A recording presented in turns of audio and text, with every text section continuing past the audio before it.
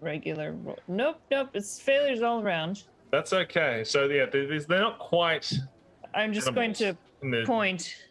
say there's a triceratops here. It's extremely strange.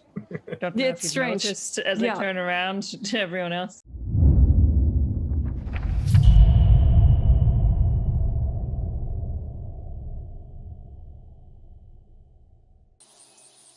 Hello and welcome to the Stream of Chaos. I'm Brian, the marketing director here at Chaosium, where we get to dream the dreams of dead gods and construct the world from its essential runes. I am so excited and kind of low-key nervous about today's stream because we are showcasing Runequest for one of the first times since we've released the starter set. And we have a wonderful cast of characters here.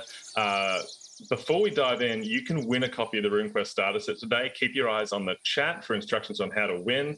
But let's waste no time in introducing our wonderful cast. So please, want to introduce you, tell us who you are, what you're doing here, and also the name of your character, starting with Jess McDonell.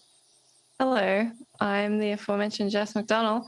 Today, I'm going to be Aranda of Notchet. I am an initiate of Babista Gore. What does that mean? I don't know yet. I'm primarily from video games, but I'm dipping my toe into the world of tabletop games. I played a little bit of Pendragon, a little bit of Call of Cthulhu, and this will be my first Runequest game. So I'm excited. I'm ready. Exactly. And Aranda. I think we're going to go with a soft A in the middle there, but we'll see how we go. Yeah. Not yet. As an initiate of Babista Gore. So the cult she belongs to is that of Babista Gore, the avenging daughter, one of the very violent, very protective earth goddesses. And only women can join that particular cult. And they very much favor the use of axes. Coming up next, Cynthia Marie. Hey everyone, I am Cynthia Marie. You guys probably know me from LA by Night playing Nelly G or a bunch of other one-shots of Call of Cthulhu and a bunch of other games. But tonight I am going to be playing Vasana, Initiate of Orlanth. I think I said that right. Maybe. Yes. Orlanth or Orlanth is also known as the storm god, the bringer of light, and is a very, very popular god in the particular area of Glorantha, the world of RuneQuest that we'll be playing in tonight. Josephine McAdam. Hello. Hi. I'm Josephine McAdam, and tonight I'm playing Natam, son of Nain, an initiate of Adela. And I don't know what any of that means, but I'm sure we will find out soon enough. Well, you do know your name. I know my name. Yeah. Yes, you do. And Adela is the god of bears. Need we say more? All the information you have on the tin. Love it. Very simple. Just like Natham. Yes. That's how I'm going to go saying that. Perfect. London Carlisle. Hello. It's me, London Carlisle. You may know me from playing Call of Cthulhu with Spot Hidden, Ain't Slayed Nobody, or Stream of Blood. But tonight, I'm playing RuneQuest for the first time with these wonderful people, and I'm super excited about it. I am playing Barakos Wolf Killer. Now, he is an initiate of Humacht, and I'm very excited to play this. Yeah. What is Humacht? Humacht is the god of death. A very, very not super chill guy. In fact, when you joined the cult, you had to promise to no longer love anything. Correct. And should you ever gain any love, you have to repent. Also, if you die, you cannot be resurrected. It is not in Humacht's little guise of stuff he lets you do. That's exciting. All right. Lastly, but not leastly, my fellow Chaosium employee, Jamie. Hello, Jamie. Welcome. Yes, hello. I am Jamie, or James, and I work for Chaosium. You can catch me streaming on the Stream of Chaos on the Chaosium Twitch channel. I also do some writing on the side, and I am playing Mago the Fierce, son of Barossus. I am a Sardarite mercenary and a loyal worshipper of the Stormbull. Yes, and you can probably tell us who Stormbull is. For sure. Well, the Stormbull is the grand enemy of chaos, the evil and wicked, corrupting force within the world of Glorantha, and all worshippers of the Storm Ball are kind of these loud, brash figures who dedicate their lives to going off and destroying chaos wherever it may hide. And Stormball, the god, actually trapped the literal devil in a hole in the world under a big block, which we can actually see in the background of Cynthia's Zoom backdrop. That big block, the devil is just right under there, where he was put by a literal bull and stopped. So we're saying all these words, we're saying these things, we're talking about this place that you probably haven't heard of. Glorantha is the brainchild of visionary game designer Greg Stafford, the late Greg Stafford. He's no longer with us, but what he did leave behind is I'm obviously biased as I work with the company, but before I started working with Chaosium, Glorantha really struck me as a world which had been detailed to a level and breadth that I'd never seen before. And you can truly lose yourself in this world. So we come to play RuneQuest, but we lose ourselves in Glorantha, a Bronze Age world. So think sort of, ancient Roman, ancient Greece, lots of tattoos. The gods of Glorantha are real. The world is shaped by the gods, but is proven by the actions of the mortals who inhabit it. In Glorantha, when you come of age, you join a cult to a god. You dedicate your life to a particular god, and in return, that god influences your life through the power of magic, through the power of your runes, which represent different aspects of your personality, and you can bring that magic to bear. In RuneQuest, everyone can use magic. The gods are real, and everyone can fight as well. Lots of things can happen. And it's very, very full on. It is a deadly game. It is exciting, and we're going to lay our scene right now. Does anyone have any burning questions before we begin? Anyone at all? Okay, perfect. Wait! I just want to. It's not a question, but I forgot to add. I also have a cat. Is he in the art as well? I forgot to mention. Yes, has a shadow cat named Rurik, or Rick for short, who follows you around as your little, very stealthy, surprisingly deadly sidekick. Yes. I forgot my sidekick too. Oh, you also have, yes. I have a bison. That's right. I have a bison, y'all. Yeah. A little bison named Molon. Yes. Wow. A huge bison that you ride into battle or, around town, wherever you might be going. I just have a riding horse called Riding Horse, so I guess I'm not that sentimental about it. Everyone has all these furry friends. I just have a wolf pelt cloak. Yeah, that's what happens when you That kill checks them. out. Yeah. I've got nothing but bristling weapons ready to take on any challenges. Traded in your And you sidekick got, for you more got weapons. thunder and lightning going on. Oh, Thunder yeah. and lightning. Yeah. Absolutely. All right, so we lay our scene. It is the nighttime. This part of Glorantha, known as Dragon Pass, in the realm of Sartar, is cloaked by night under the light of the red moon. 3 figures move cloaked through the forest. They carry with them a very large sack, which seems to be squirming or shifting around a bit. They speak to each other quietly in hushed tones, and they come to a fence on the edge of the forest, and they upend the sack over the fence and let free whatever was in it into the paddock beyond.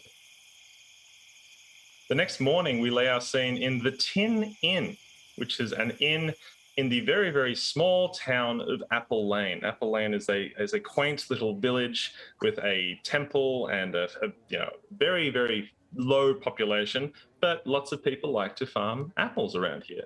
Now, we have recently come out of a war. The Lunar Empire, this very sort of brutal foreign regime from the north, has been occupying these lands for the past long time. A lot of people's full breadth of their lives, but we've recently fought back, and the Lunars have scattered, and we're finally taking our lands back. And inside the Tin Inn, these 5 adventurers have found themselves in the various rooms. Your various travels have brought you to Apple Lane, and as the birds outside tweet and hum, and the sunlight and the air rushes in through your own individual rooms, you awaken and you can hear downstairs the sounds of people gathering about the hearth of the fire pit in the ground to start cooking their breakfast. How do you go about your morning? Starting perhaps with Margot the Fierce.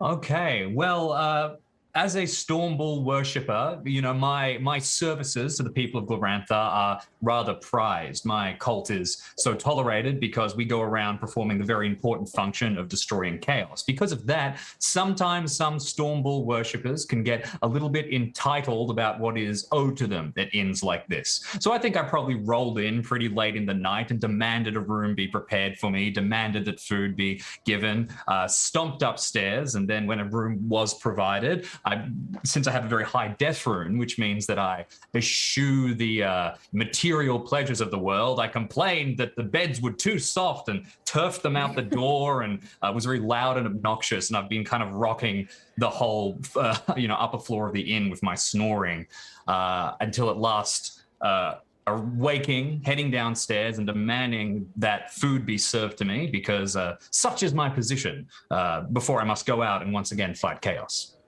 And those who didn't wake with the dawn were definitely awoken by the thunderous footsteps of Margot the Fierce as he plundered his way down to the lower floor of the Tin Inn.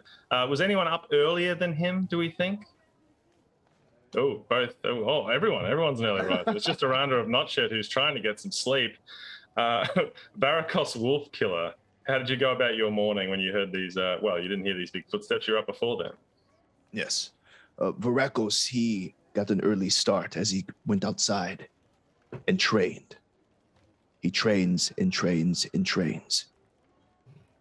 He knows that the Lunars are out there. And if he could cut their throat in one fell swoop, he would. So he prepares for that day and wakes up early every morning to prepare for that. And as he would rise and you sort of leave the inn and go outside and, do his practicing and everything, he has these deep scars that are all around his throat from his battle with this wolf. So he's the kind of person that if you see him coming, you just move out of the way. So no one, forget the morning, everybody just moved out of the way and let him go outside and do his training. Start training. And if we're wondering why Varakos Wolfkiller was so vehemently passionate about this hatred of the Lunars, there is that we have a look at your character sheet, Varakos, underneath your section for passions. Now, everybody has passions in RuneQuest. These are various things that your character is, who knew, passionate about. And one of your passions is hatred specifically of the Lunar Empire. And that is at 70%. So that is quite high. So no wonder you are always looking for Lunars. And yes, if you found them, you would certainly cut some throats.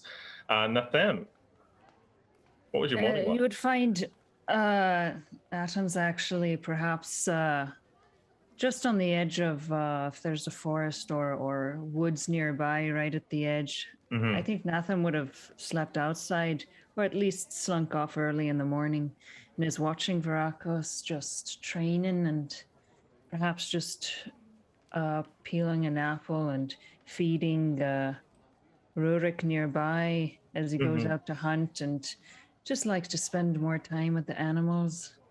That's so good. I'm always watching.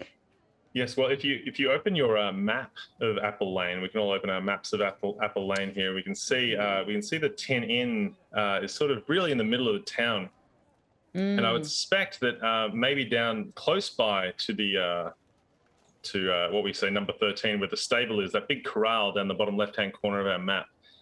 Maybe around near the forest around there is where Natham finds some peace in the morning with the forest critters lurking around. Vasana, our initiative Orlamp. Vasana would be found next to her bison, grooming it and making sure that everything is set and that she's ready to roll out whenever she needs to. So watching Varakos train, she kind of nods to it.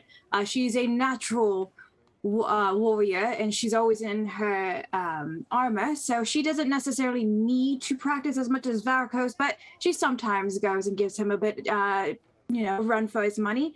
So once she's figured out that her bison is nice and safe and fed, she's probably going to head over to Varicose to give him a little bit of a tussle, a bit of a duel, if you say.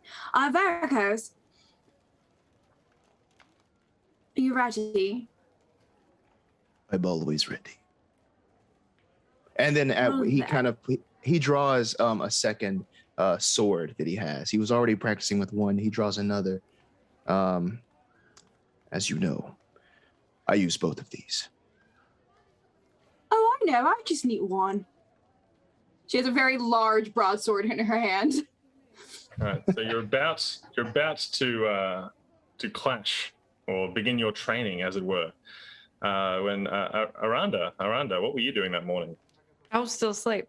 Well, I woke up because of Margot, but let's say I'm still asleep because, I have a very high death rune, so much like Margot, don't care too much about the finer pleasures and nice things in life, so I'm good with my crappy in-room.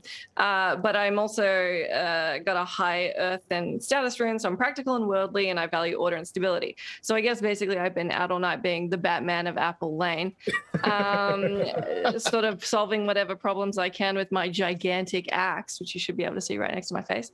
Now that I've arisen, thanks to Margot, and I'm starting to hear what's going on outside between Vasana and Varicose, I'll be going to make sure my riding horse is ready for the day at the stables. So heading downstairs into the courtyard. Margot, you said you were helping yourself some breakfast. Yeah, I think that I've probably heard the sounds of combat outside. I'm kind of looking through the window. I should be training, probably, but I don't really want to right now. So I'm kind of guiltily thinking I can scarf down enough food really quickly that I can still get out and try to be proud and blustery that, you guys are already done. I guess I don't have to join in. Next time. So we can everyone can bring up their maps of the Tin Inn. Natam, will you be joining the Tin Inn for breakfast, or will you have brought food with you out to the woods, or what would you like to do? I'll bring some food from the woods to the inn. Oh, that's very, very nice. So we see we've got our Tin Inn here, and that second floor is where you all spend your various nights, and down here in the courtyard is where Vasana and Varicose are set to begin their impromptu training duel. When you hear a voice from around your kneecaps, "Excuse me, what are you two doing? What are you two?" And of course, the little voice from between your knees belongs to that of a duck. If we can we can all open our pictures of Gooseberry here. Now, Gooseberry, he's a duck. He's a duck with hands. Oh my god! Ducks are, this won't come as a surprise to anybody who's spent any time in Dragon Pass and Glorantha. Ducks are a very common commodity. Yep. Are they men cursed to be ducks, or ducks cursed to be men? We do not know. But Gooseberry is standing there. He's got a tray and slop bucket. He's clearly been cleaning up. He works here at the inn, and he's looking up at you very sternly. It's like, "What are you two doing? We can't be doing this kind of thing out here in the courtyard. I'm trying to serve breakfast, if you don't mind. We're a peaceful people. We've seen enough war. You soldiers get enough of this, don't you?" But we must practice for the next one. You should know that. Yes. No, there is no reason to practice if there's not going to be another war, or if you're not going to be around to see it. And he sort of huffs and he smacks his little duck feet into the inn, where he nods to Margot and hands Margot a very freshly cleaned cup with which to help himself to some rainwater or beer or whatever have you around there. Both several times, probably. Exactly. Gooseberry crawls up onto the top of one of the tables in the inn and begins to mop the top of the table as if it were the floor, which is how he gets his cleaning happening. How's everyone going for breakfast? I'm probably about done. Yeah, Natam's eating like raw meat on the table. That's pretty hardcore as well. Well done. But in a corner in the shadows. So mysterious, exactly. Aranda, you're just grooming the horse. Have you eaten as yet? Yeah, I'm intermittent fasting, so I'll catch up later. Oh, okay. Yeah, working on my physique. Well done. So it's only a few minutes later where you hear this sort of huffing and puffing of somebody nearby running, like you hear approaching footsteps. And suddenly a man with long black hair, he's shirtless because, it's Glorantha, not everyone has to wear a shirt all the time. He's shirtless, he's got a lot of tattoos and a beautiful mustache. If we can get up a picture of Hendrost the horse master, he comes charging into the courtyard. He's red in the face, he's out of breath. Please, somebody help me. I need help quickly. The horses, I need help. Anybody? People? Yes, what's wrong with the horses? Oh, something born of chaos, I'm sure. See my horses since my goodness.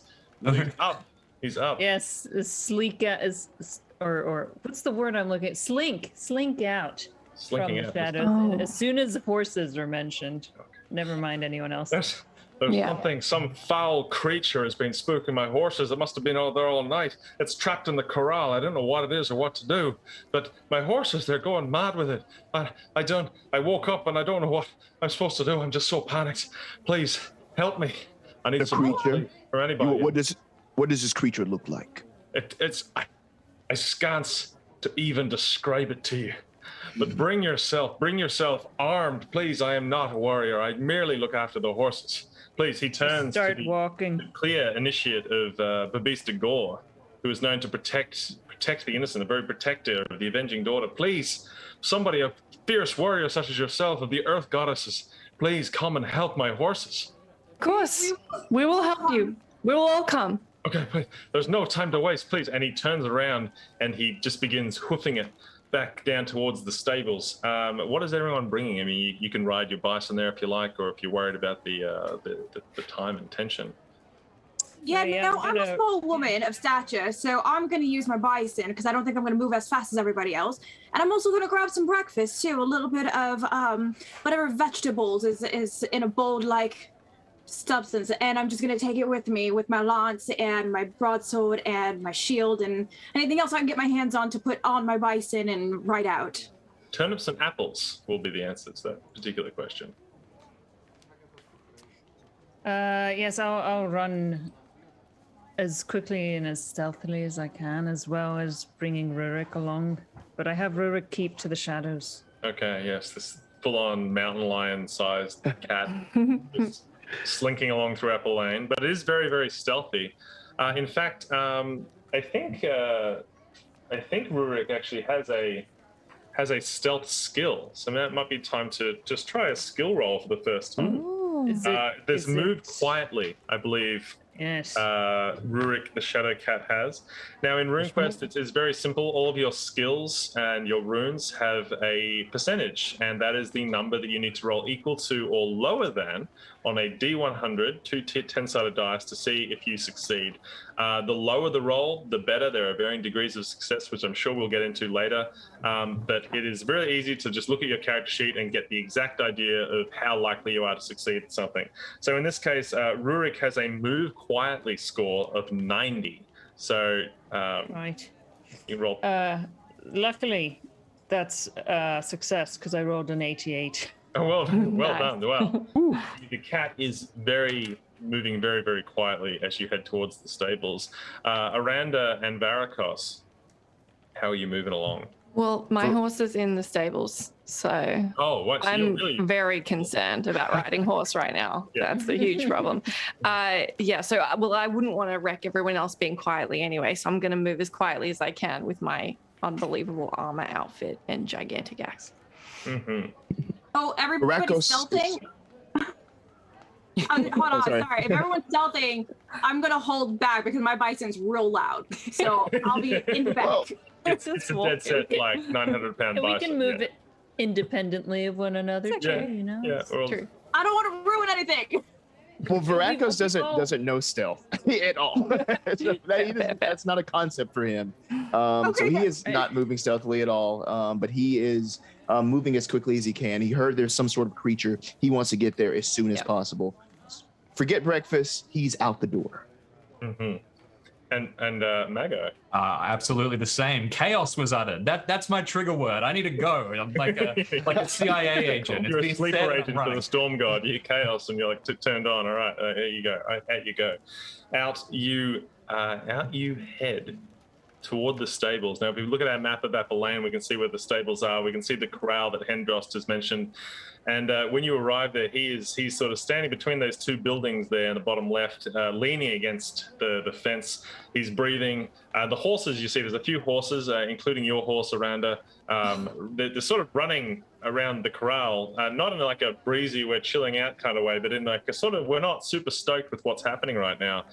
And there's nothing immediately obvious as you're coming out. You can't see what this creature is, but Hendrost is standing there and he's leaning heavily and he's turning around to see you coming and he's gesturing, "Please, all of you, come quick, come quick." And he's pulling at his beautiful mustache as he waits and he's gesturing out toward the corral as each of you arrive, including Vasana on Molon, the Thundering Bison. All right, so we're here. What exactly are you looking for us? Like, what do you want us to search out here? Right there. Now, I would like everybody to make a scan roll. Now, this is this is the skill when you're like literally like looking out across, you're scanning the environment to see what you might see, and just call out the result passed. you get. I got a 6. A 6. Which is and what is your scan? 40. 40. All right, so that is a special success. So that is the there's sort of 4 degrees of success. There's critical, special, regular success, failure, and fumble. Sorry, that's 5. I can count. That's good. We've got everything in the Runequest status. It comes with a little table, so you can follow all this. So if you're like me and you can't count, it doesn't matter. So Aranda got a special success. What about the rest of us? Failure. Failure. Basana, Regular fail? success. Regular success. No. All right. Failure. So Vasana, Natum, and Margot, you can't see what Hendrost is gesturing to. Margot, this might make you a little mad because you're like, there's some chaos out here. You're pretty sure you've got to get to it. Varakos, you can sort of see something you think, but it turns out maybe it was just like a tumbleweed, which is weird because this is not like the deserts of the distant land of Prax where tumbleweeds would be more regular, but that's as close as you can see. Now, Aranda, you see that same thing, that tumbleweed, but it's more of like a beach ball sized loaf of like bread, like dark black, brown glistening sort of, it's rolling around. Okay. And it's sort of, and as you notice, the horses are running away from it. This thing isn't blowing in the wind. It is sort of moving, rolling around toward the horses of its own volition. In what direction? Just around in circles in the corral, sort of hassling the horses. All right. Well, I want to make everyone see what I see, so I'll tell everybody. There's something out there that's rolling around. The horses are terrified. I can't make out what it is, but there's something right out there in that direction. Yeah, Hendrost says, "You can see it. Yes, that horrible thing out there. I don't know what it is. Please get in there and just take care of it for me." That's no tumbleweed. No, I don't think it is. Go try and calm the horses. Okay. So we're stepping over the fence and into the corral, are we? Yeah. We are. I want to get Riding Horse. Where's Riding Horse? you can see him out there for sure. Now there'll be if you want to try and calm the horses, Aye. that will be what we probably say probably survival or animal law skill roll to try and calm the horses. Go with survival. Now, but before you roll, Nathan, as we said at the start, RuneQuest characters are really represented a lot by their runes and their abilities and their passions. So one of the core mechanics in RuneQuest is actually becoming impassioned by one of your runes, where you draw on an aspect of yourself or your soul to try and succeed at something. So Nathan, for instance, you have a beast rune of 75. So your attunement to animals is much higher than that of your attunement with your fellow human. Right. So what you can actually do is, before you make this particular roll, you can say, I would like to be impassioned by my rune, my beast rune, to improve my chances of success, to augment this skill roll. If you would like to do that, the first thing you do is you just need to roll against your beast rune. So you need to roll 75 or lower. And tell me your result. Oh no. Or did you fail? Yeah, there's no 0, is there? It's just 100, isn't it? Did you roll 000? Yes. Oh, that's bad. That's Oh, not this day. You are not particularly impassioned by your beast rune, but that's okay. So you can go ahead and make the regular roll. You won't be able to draw on your beast rune again in this scene because you've fumbled that one. Fair enough. Okay, What are the odds of right. that, everybody? Well, I seriously. Actually, exactly. Well, Okay, well, I got. Let's see, what would that be? I'm looking, because my survival is 60, and I got just a regular success, 20. Okay, perfect.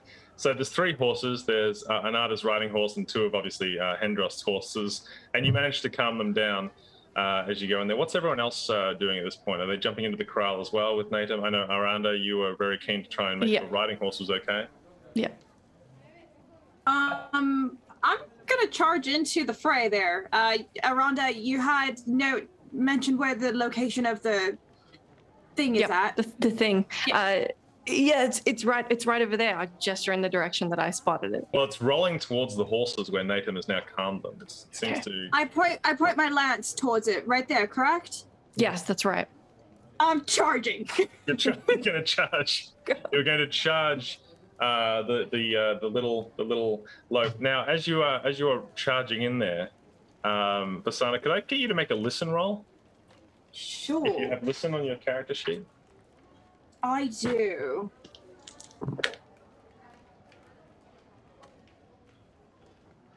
That's lovely. I got a 12. A 12 against your listen of 40. So that's just going to be a regular success.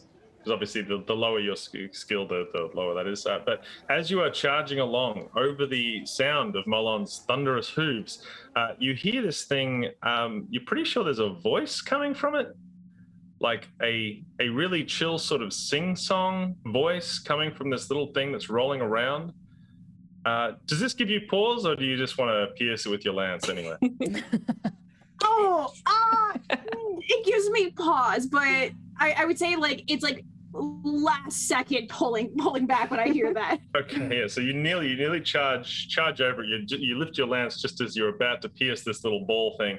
The ball thing which stumbles between Molon's hooves and legs and sort of freaks the bison out a bit, and it shivers and stomps around, and then the ball rolls further down, so closer to Aranda and Natum, where Varakos and Margot are also standing. It seems to be, and as it approaches, those aforementioned 4 people can hear the same sort of sing-song voice coming from this big beach ball sized spongy loaf thing, and it's sort of singing. I hear that. Yeah, I got away from grandmother. I got away from aunt, and I will certainly get away from you.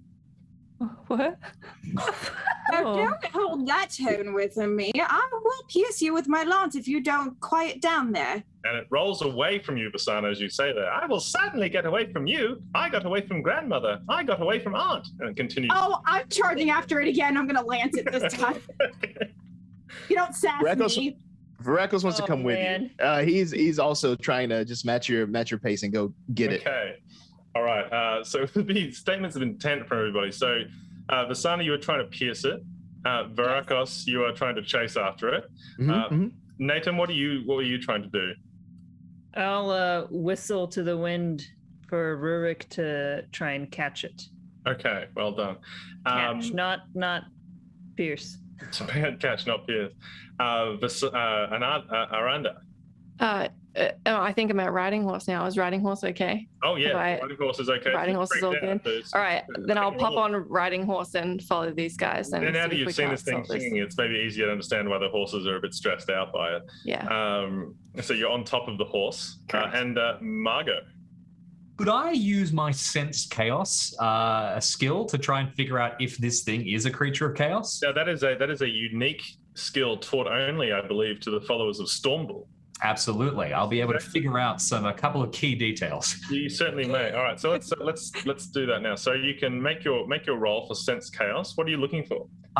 Specifically, I mean, looking at this creature, it's It's bizarre, and that tends to make me think chaos is somehow involved. But also, Brian, if I could, can I please, much like Varakos hates the Lunar Empire, I hate chaos. Could I please augment my sense chaos skill with my hate chaos passion? You hate chaos so much that it's really important to you that you sense it out here.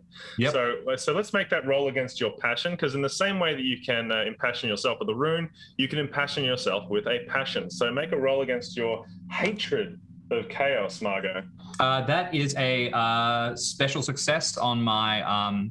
Actually, I think that is a critical on my on my passion at augment. All right. So when you make a critical roll on your augmentation roll, that gives you plus 50% to the skill or spell you're about to try and cast. So you're going to get plus 50 to your sense chaos skill. What does that bring your sense chaos to? That brings my sense chaos skill to a round 100. Okay, well, make that roll. All right. Good luck. Surprising no one. That's a success, a special success to be exact. A special success. Very well. Perhaps luckily for everybody nearby, you can't sense any chaos in this particular thing. I'll relax somewhat and kind of defer to the others here. This is not my area of expertise anymore. Okay. Well done. Vasana, you're trying to pierce this thing with your lance? Oh yes, I'm standing on top of my bison now, like Okay. just totally showing off my athleticism, and I'm standing there with the lance. This isn't a full combat, so we're not in the full combat RuneQuest rules, but you can just make your lance skill roll. If I may, I might yell out, "It's not chaos," just so everyone knows. Okay. Everyone's aware of that. It's something else. And if you've fought in with Vasana, you usually see her go like, yeah, got it, thanks. Got it. All right, and this thing is obviously, it yells, "I will certainly get away from you," as it tries to dodge out of the way of the lance. Now, you're looking for a 70 on your lance, which is on the left-hand, top left-hand section of your sheet there. Found it. I got a 17, yo. This one got a critical. I rolled a 3. And a 17 against your 70. Ooh. Not quite there. So this thing does, your lance digs into the dirt of the corral as this thing, like, it giggles and laughs at you as it runs away. It's hurtling towards Varakos. Well, Varakos, you said you're going to try and catch it? I'm going to try to stab it. I'm going to try to go in with, I'm trying to. Okay, well, same deal. It goes, "I got away from Aunt, and I will certainly get away from you," as it tries to dodge away from. Not from me. Varakos. Oh, well, we'll see. Make your, you found your broadsword skill you're using? I do. I'll use the broadsword. He has a short sword in his left hand. He's going with the broadsword. Got a regular success here. All right. And that, so 49 versus 90 success. Okay, so 49 versus 90. So that's just going to be a regular success. So a normal dodge versus a normal thing. So the attack is dodged. Sorry, this thing, you pierce down, your swords sink deep into the moist earth of the corral. And as you get down low and this thing just barely skirts out from you, and you get this big whiff of like ginger and cinnamon. It smells delicious. Now, Aranda and Natum, you're with the horses, and this thing is now hurtling towards you. It's saying, "I got away from grandmother. I will certainly get away from you." How would you like to act? Stomp it with the horse. Try to stomp it with the horse. All right. Okay. Do you have a on your sheet? I think your horse's attacks, or anything like that. Your riding horse. If not, I'll have it up here. I only have ride that I can see. I mean, it's a riding horse, not an attacking horse. Oh, it's not an attacking Maybe it needs horse. to. You're just trying to try and ride over it. What's it's called? That's what I was trying to do. Try and yeah, totally. Okay, we'll try and do that. Okay. Yes, so make a ride roll. Oh my gosh, I got a 4. A 4. And what were you? Yeah. What was your ride skill? 45. These dice are great, right from the starter set. 45. Okay, so to get a critical, you needed a 1 or 2. Oh man. You got a special success, and this thing failed. Okay, so it's like, "I will certainly get a," as the the horse now. Vasana, not Vasana, Aranda, I'm going to need you to make a second ride roll to make sure you don't fall from the horse as your horse's hooves sink very quickly and easily into this spongy loaf of cinnamon ginger thing that is singing. I succeeded. You succeeded. Just regular. Well, yeah. So the horse stumbles its hooves, and it's got like, you know when you get a fresh cake and you put the knife in the cake and you get some like, it's like warm like bits of bread and cake on the knife. That's what the horse's legs look like they've just stomped through a cake. Oh. The cake is now sitting there. This big loaf thing has sort of been broken open, and it is no longer singing. And there is no longer any threat as far as you can see. But there's this very lovely sort of scent of ginger and cinnamon wafting up from the interior of this thing. Hendrost is standing there at the edge of the corral yelling, "Did you get it? Is it done?" Working on it. If it's edible, if it's just food, I'm sure that Rurik will start having a nibble. Okay.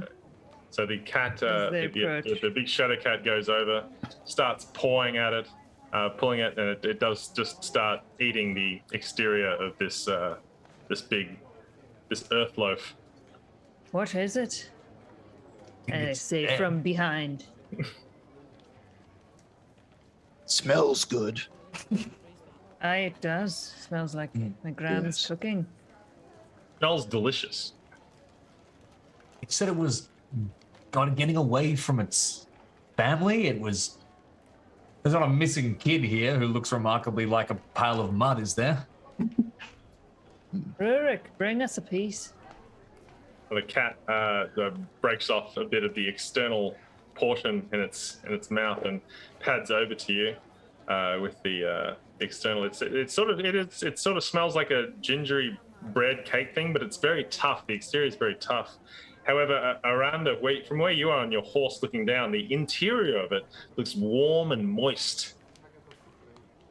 Oh, It gosh. smells very strongly of cinnamon.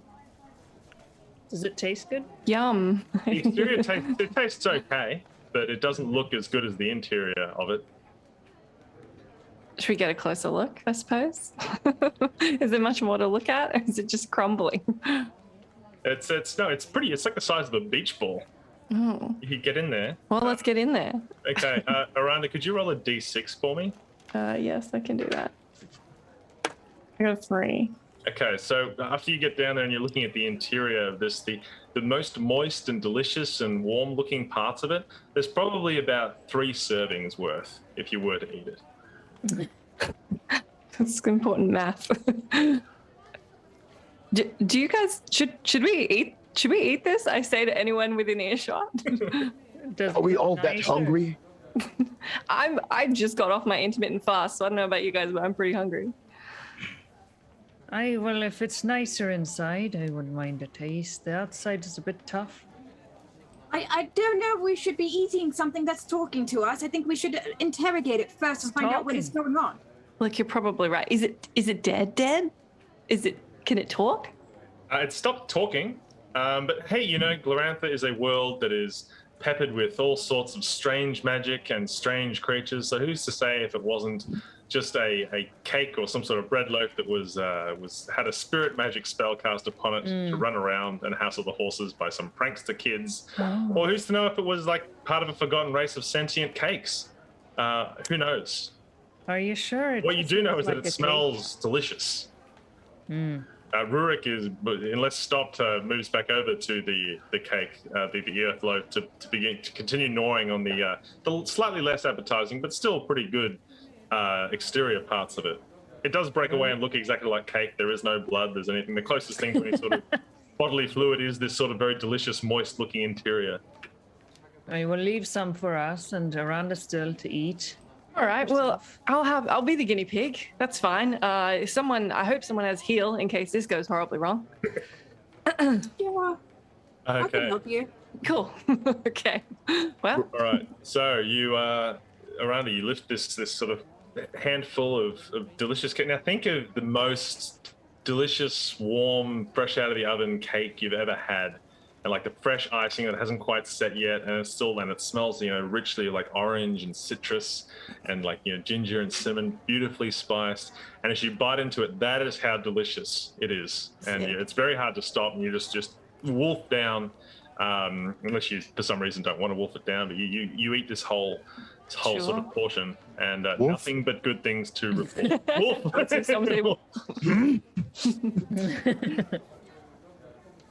How is it? Is it better on the inside?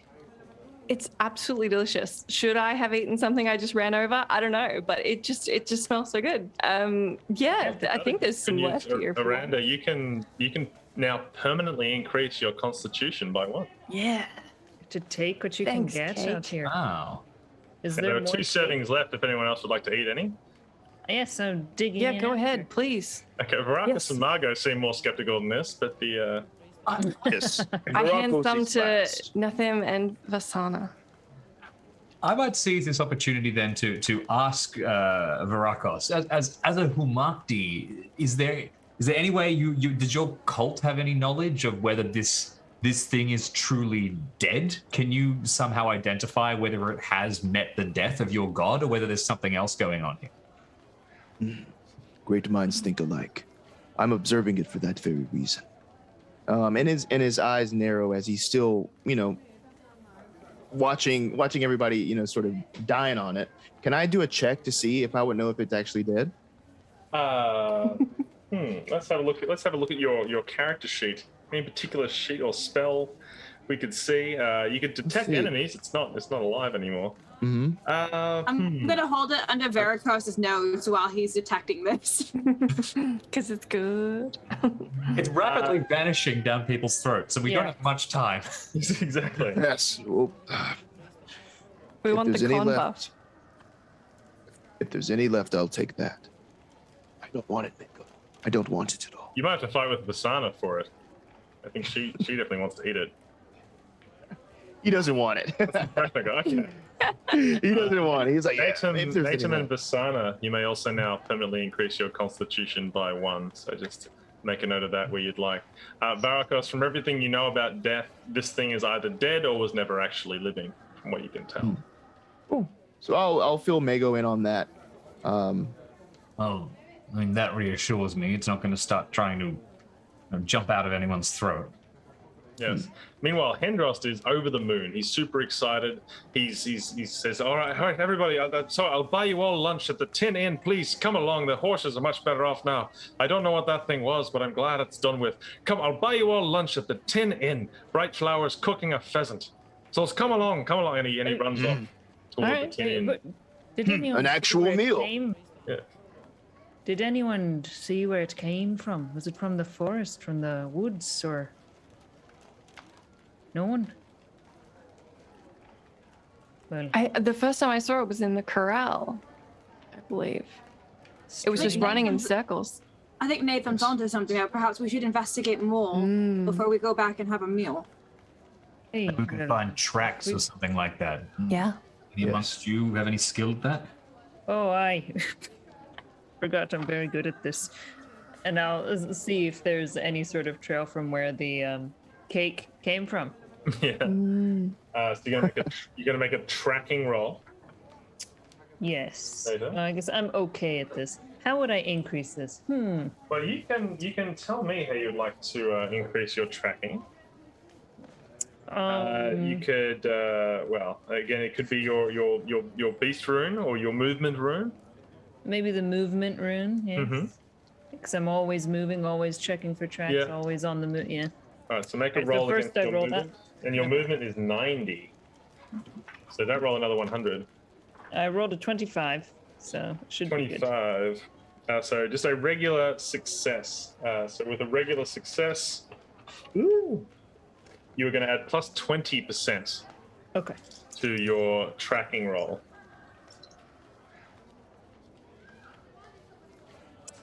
Regular success, 37. Okay.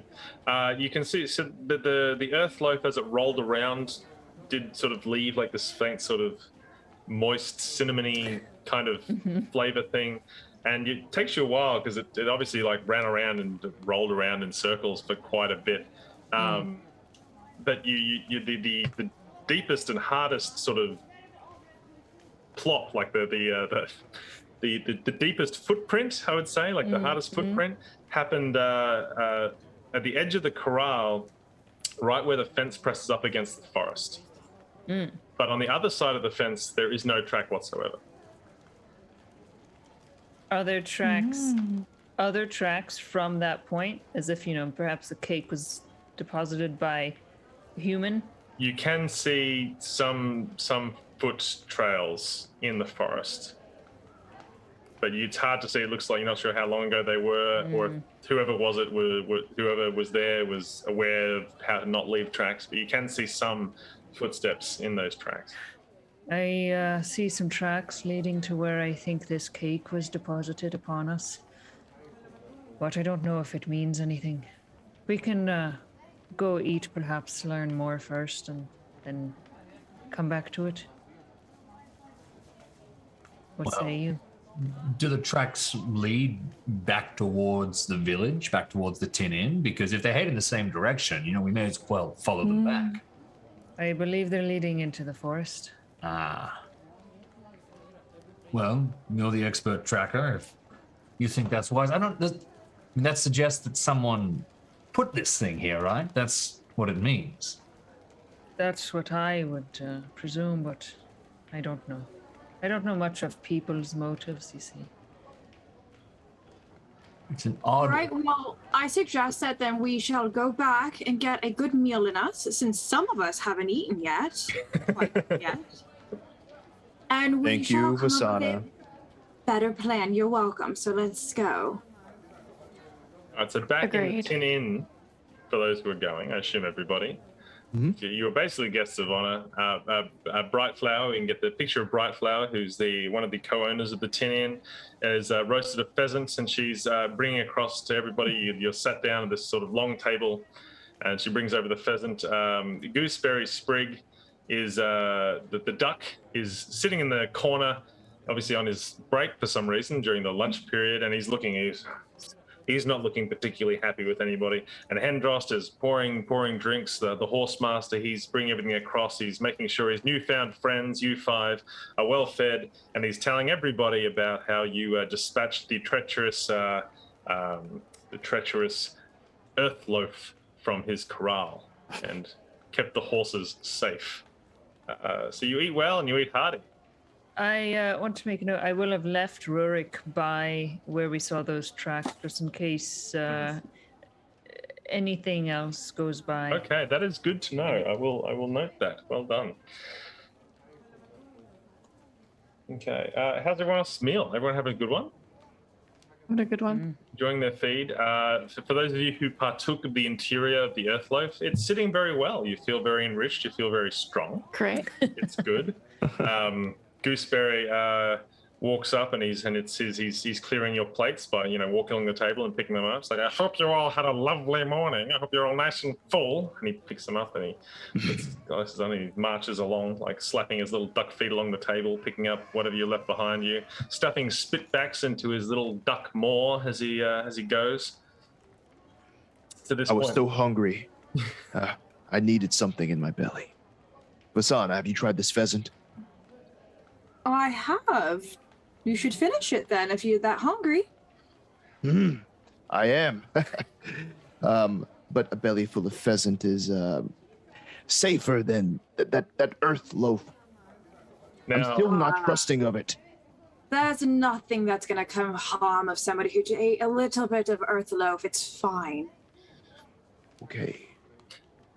now, Varakos, you do still have nobody else wants to eat this last sort of pheasant leg, but you're quite full. So indulging further in the pheasant leg would really just be a pleasure, something that your god really forbids, and your high death rune is something that you really don't acknowledge or deal with. So if you would like to eat the pheasant leg, you can, but you need to fail a roll against your death rune.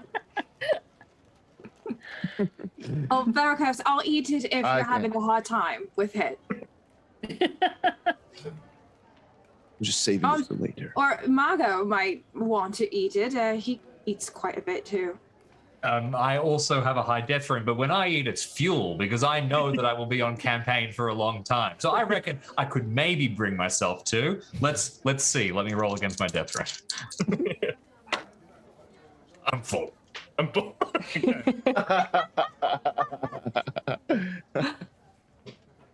Does anybody else want this? Natham, your cat. I'll bring it to Rurik. There you go. He'll appreciate it. Just hang it around my waist.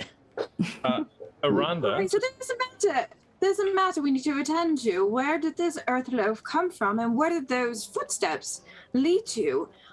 Natham, is there anything that you've picked up otherwise? Between the tracks and coming here for pheasants, I've got no idea why anyone would bring this earth loaf to scare the horses, or perhaps it was all a distraction and there's something much greater happening on the other side of town. I don't know. Aranda, while this conversation is taking place, from where you're sitting, could you make a scan roll, please? Just as you're various people that are in there enjoying their luncheons, the farmers from the apple orchards nearby. I passed. You passed. Yeah. So from where you're sitting, you happen to catch Gooseberry, the duck. He hands up his little plate of various dishes that he's just collected. He hands them to Bright Flower, the custodian of the inn, and then he turns and he sits at the bar and he just stares at Hendros like really annoyed. Okay. I try and catch the eyes and attention of the group here and sort of gesture towards what conflict is happening and just whisper slightly, it seems like there's some animosity between that little gooseberry gentleman and Hendrost over there. I don't know what's going on. Maybe it has something to do with our questions. Yeah, let's just get the art of, for anyone who might have joined, just get the art of Gooseberry up on the screen so everyone can see this angry little disgruntled duck as he sits and he's staring right at Hendros, the horse master, and we'll get a refresher of his beautiful mustache as well while we're here. Just, look at that. And he's very happy and he's drinking, and Gooseberry's just shaking his head, not happy at all. Been in town long? Like, presumably we know of this area. Or know of the like people that work here. That said, I feel like of all the people that Natham might be closest to, Gooseberry might be one of them, as I wouldn't really get to know anyone who's not animalistic in any way. Mm-hmm. Gooseberry is the closest to that I've encountered in town, so do you think maybe there's a little rapport that may have been built in the past? Quite possibly. One thing that Natham will know in this case is that Gooseberry is an initiate of Ermal, the trickster god. Oh. Very high illusion rune. They're a bit hard to trust, these particular folk. Okay. It's at this point, however, Rurik, the shadow cat, comes scurrying, panicked as much as a cat can look panicked, into the Tin Inn, and it runs right up into its master's lap, its paws clawing gently at your front. The cat is like, or how cats go. It's like a giant lynx, Right. Like, you know, that's how things go, you know. Is that understanding of a kind of like follow me sort of feeling? Well, you've not really seen the kitty like this that much, so it seems to be very, very stressed. What is it? Rurik? Show me. Okay, it turns and jumps and lunges straight out of the tin inn, just like going very fast. Rurik's seen something, and out I go. Okay, we'd like to accompany Natum on this very panicked trip. Sure. Everybody, yeah. I'm not going to sit around. Should we all go? Yeah, let's all go. Vasana goes back to her bison, like literally like in the most athletic way possible, like starts her bison and like runs and jumps on it. Yes, well done. If we get that map of Apple Lane up, we can see it's not a tremendously long journey from the Tin Inn, which is that big building at the center of town, right next to that big temple, just down the little little pathway towards the stables, and it, unlike last time when you were like, I don't know what everyone's problem is, it doesn't take very long for you to arrive, because you can hear this bellowing roar sound, and you can hear these loud thumping steps, and it's not Molon the bison who's making this noise as you all run and approach. It's a dead set triceratops, like a dinosaur, just is wandered in from the forest. You can see the big gap in the trees where it has pushed itself through. It has broken down the corral, the edge of the corral, and it is like screaming, like, you know, making the big dinosaur noises, or whatever they sounded, right? And it is thundering around the corral, and it is just looking around. And the problem is, this thing, they are herbivores. Everyone knows this. A triceratops is a dragon newt, one of the elder races that sort of has given itself away and is now wild. And they do run in herds normally, but this is one by itself, and they're chill animals, but the thing is, it's really big, and just brushing up against any of the buildings in Apple Lane could really topple it. But here it is, stumbling around the corral, sort of pawing at the grass. The horses, if they weren't stoked about the earth loaf, they're really not really cool with the dinosaur, the whole ass dinosaur being here right now. What would everyone like to do, and how is everyone reacting? Is there any sort of animal knowledge that would inform for me what would cause a triceratops to do such a thing, cause such behavior? Or is this the effects of magic of some kind? It's hard to, if you have an animal lore roll, animal lore roll, if you have that, you may be able to help it. While you're looking over that, Aranda, what would you like to do? Just got here, just taking it all in, man. It's a lot. Just waiting for this animal lore roll. Did you bring riding horse with you, or did you leave riding horse in the corral? 100%, always by my side. All right, you're on the horse, so at least you don't have to worry about the safety of your horse in this situation. Mago. I mean, the only thing that I can think of is to try and scare this thing somewhat. Oh, I mean, I don't think I can get in front of it and stop it, but direct it away from maybe crashing into anything where it's going to do damage. Either that, or if I see any of my allies making moves to try and engage the thing in combat, I'll sidle in along them. Otherwise, I'll look to make some kind of intimidate check. Okay. Asana. I am going to let Natham lead this, since they have more of animal handling than I do. So I'm going to hold back and kind of strike very much like Margot's going to do, and hold off for an intimidation roll. Mm-hmm. Varakos? So you said you classified this as a dragon? The dragon newts are one of the many elder races of Glorantha. We can get into them at some point, but they are distant relatives of this elder race. They are not quite as intelligent as their dragon newt cousins, which are more like sort of humanoid lizard type things. So, but there is some dragon flavor in the DNA, if that's what you're getting at. One of my passions is fear dragons. I was wondering how that plays into. It's not great, because I mean, it's still a giant lizard dinosaur thing. It's not a dragon. It's not an earthloaf equivalent.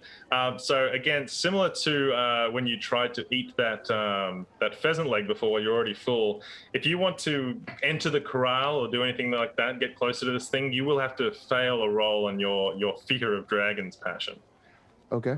Mm-hmm. He's going to summon all the courage that he can and just move, face death head on if possible.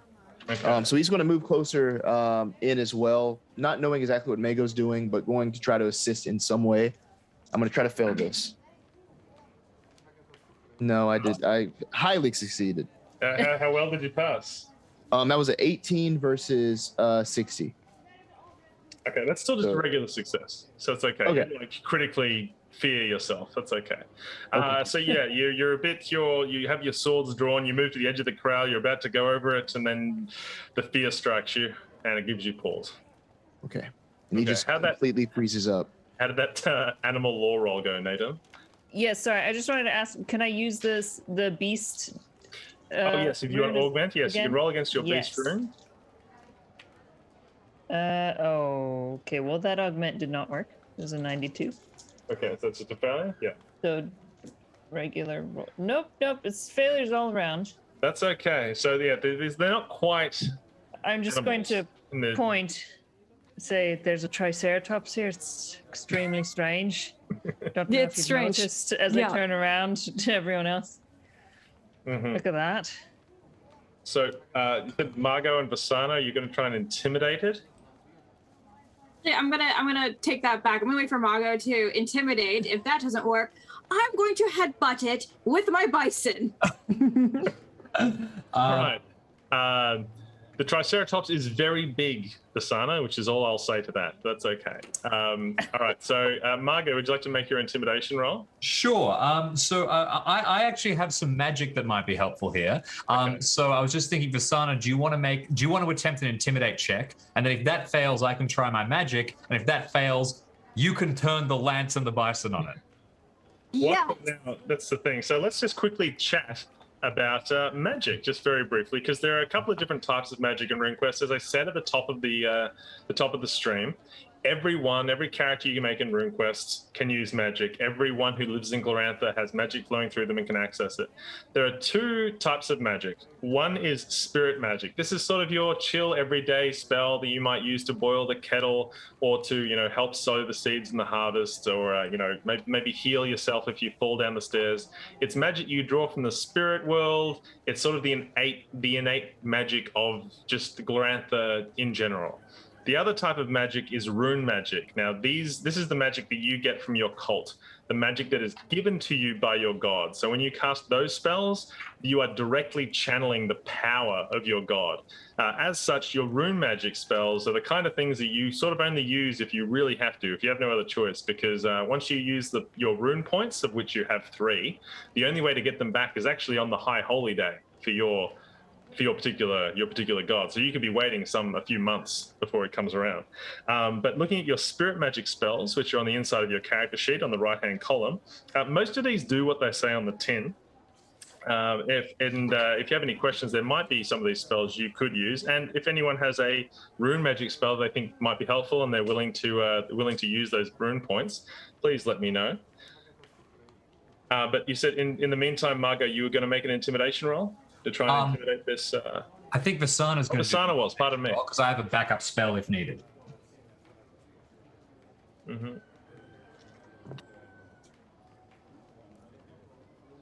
I failed. Okay, well that makes sense. It is a big, hulking, brooding Triceratops, and it sort of thunders close. It's walking closer to the middle of the corral. It's not close to the buildings just quite yet. Aranda, you're still astride riding horse. Yeah. And you're watching all this happening. Is there anything you would like to do, or are you still just hanging back to see the results of stuff, or would you like to Well, I have an earth shield spell, but I don't know if that's going to be useful in this situation. Will it? Maybe. It says it's helpful against foes that do a lot of damage. So if we are going up against it.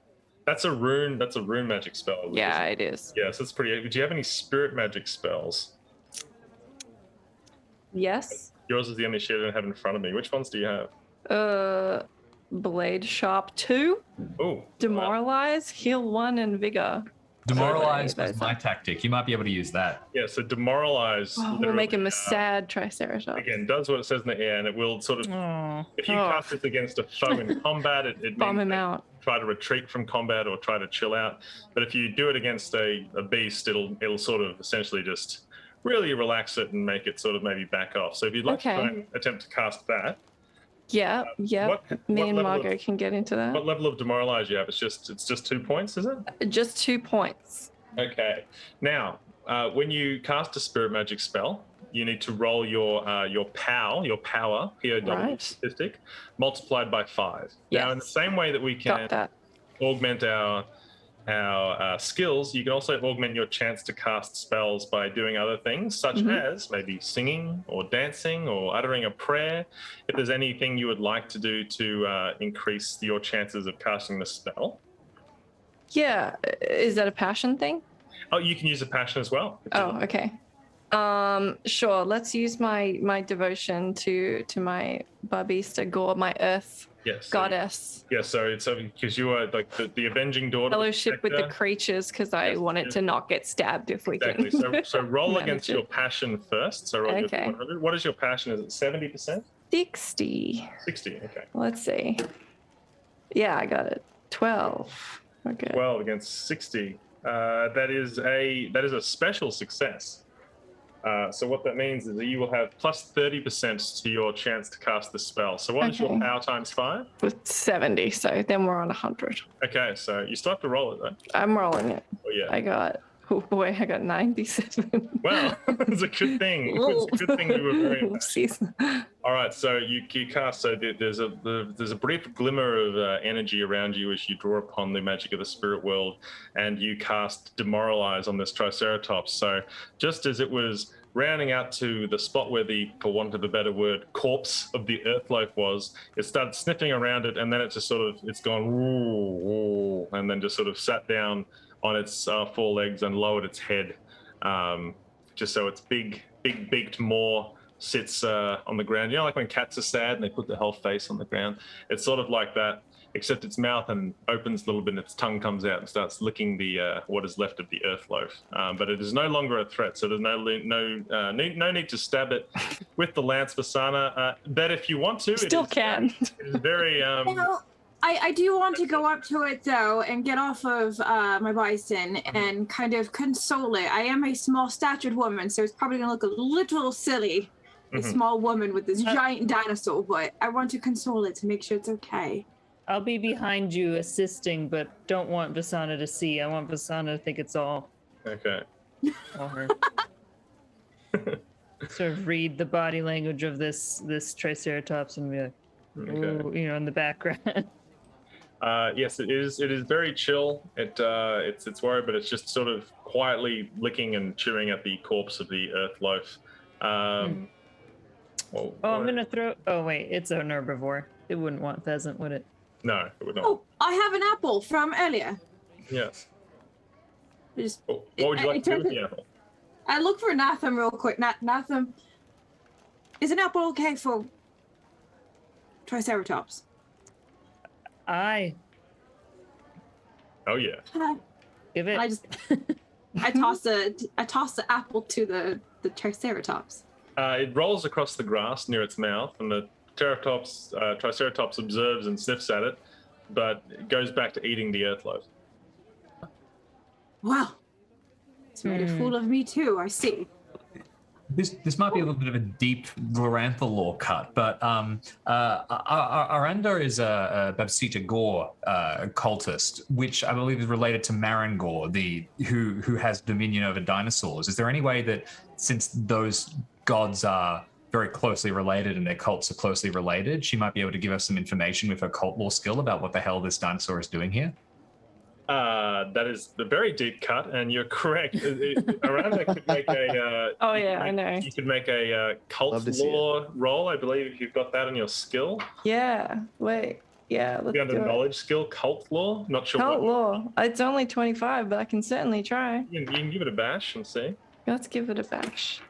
I failed. 37. That's right. No, you're not sure Yeah. what was going on here. But at this point, Hendros comes walking down. He's got a mug of beer and the leftover pheasant, and he's chewing because he's wondering where everyone went. And as he rounds the corner, he drops the mug and the pheasant, and the food falls out of his mouth. He goes, "What? What is this? What's going on? What's happened? What? Are the horses okay?" They look Aye. all right. They're fine, but you had a very large Triceratops decide to join the horses. I can see that. What? Why did it come through here? They're peaceful animals, and I'd like them to push down things and come running through here. And We should be asking you, why are you Yes. attracting such things? what? I didn't attract anything. What are you talking about? For its This part, used to- the Triceratops just continues to chew at what is left of the earth loaf, though it looks very demoralized.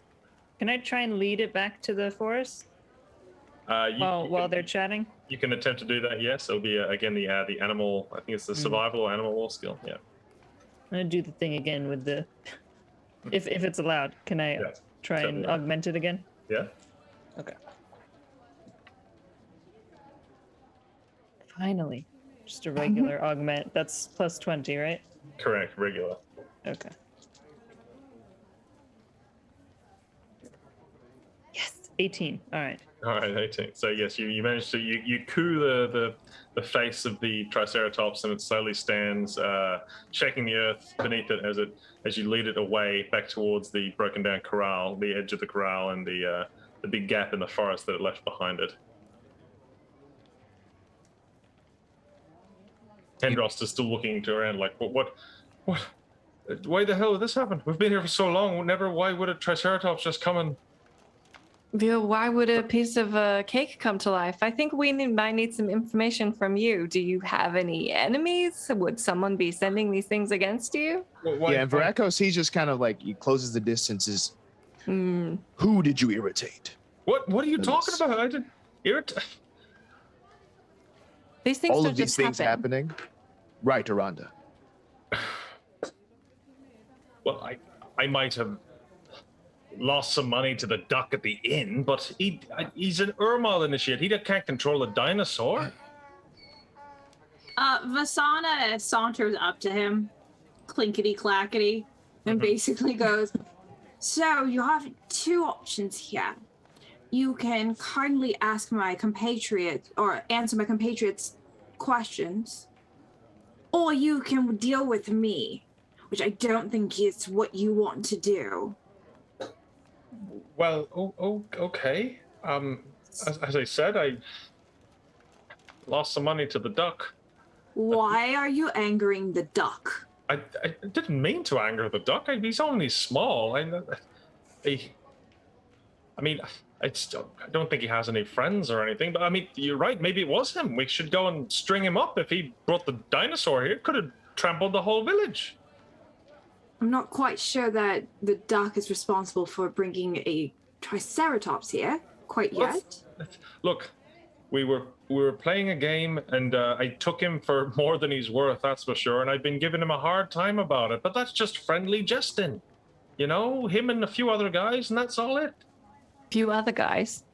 Yeah, a few other guys, but the duck's the only one I know. You know, Gooseberry's a jolly guy. All that probably does explain why he's been pouring my beers half full and doesn't really talk to me much anymore. So if we go to Gooseberry will be saying the exact same story, correct?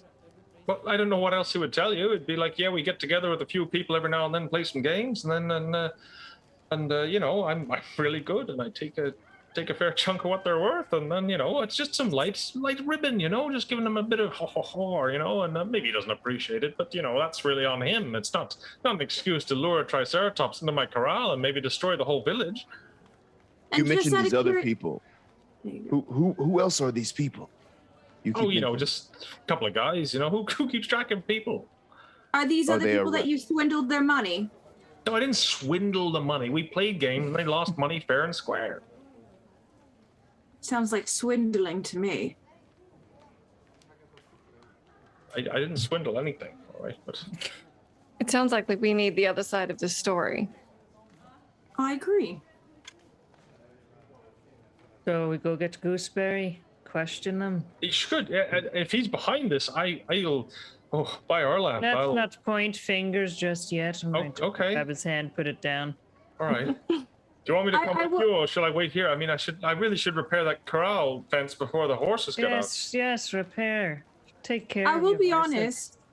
I'm gonna be a little bit annoyed if we're gonna come back here to do some more research. Is it possible that we can do some investigation before we go to see Gooseberry? Because, like I said, if we're gonna keep running back and forth, we're gonna tire out my bison, and you're gonna tire me out, and I don't like to be tired. You can look around whatever you want while you're here. I don't mind at all.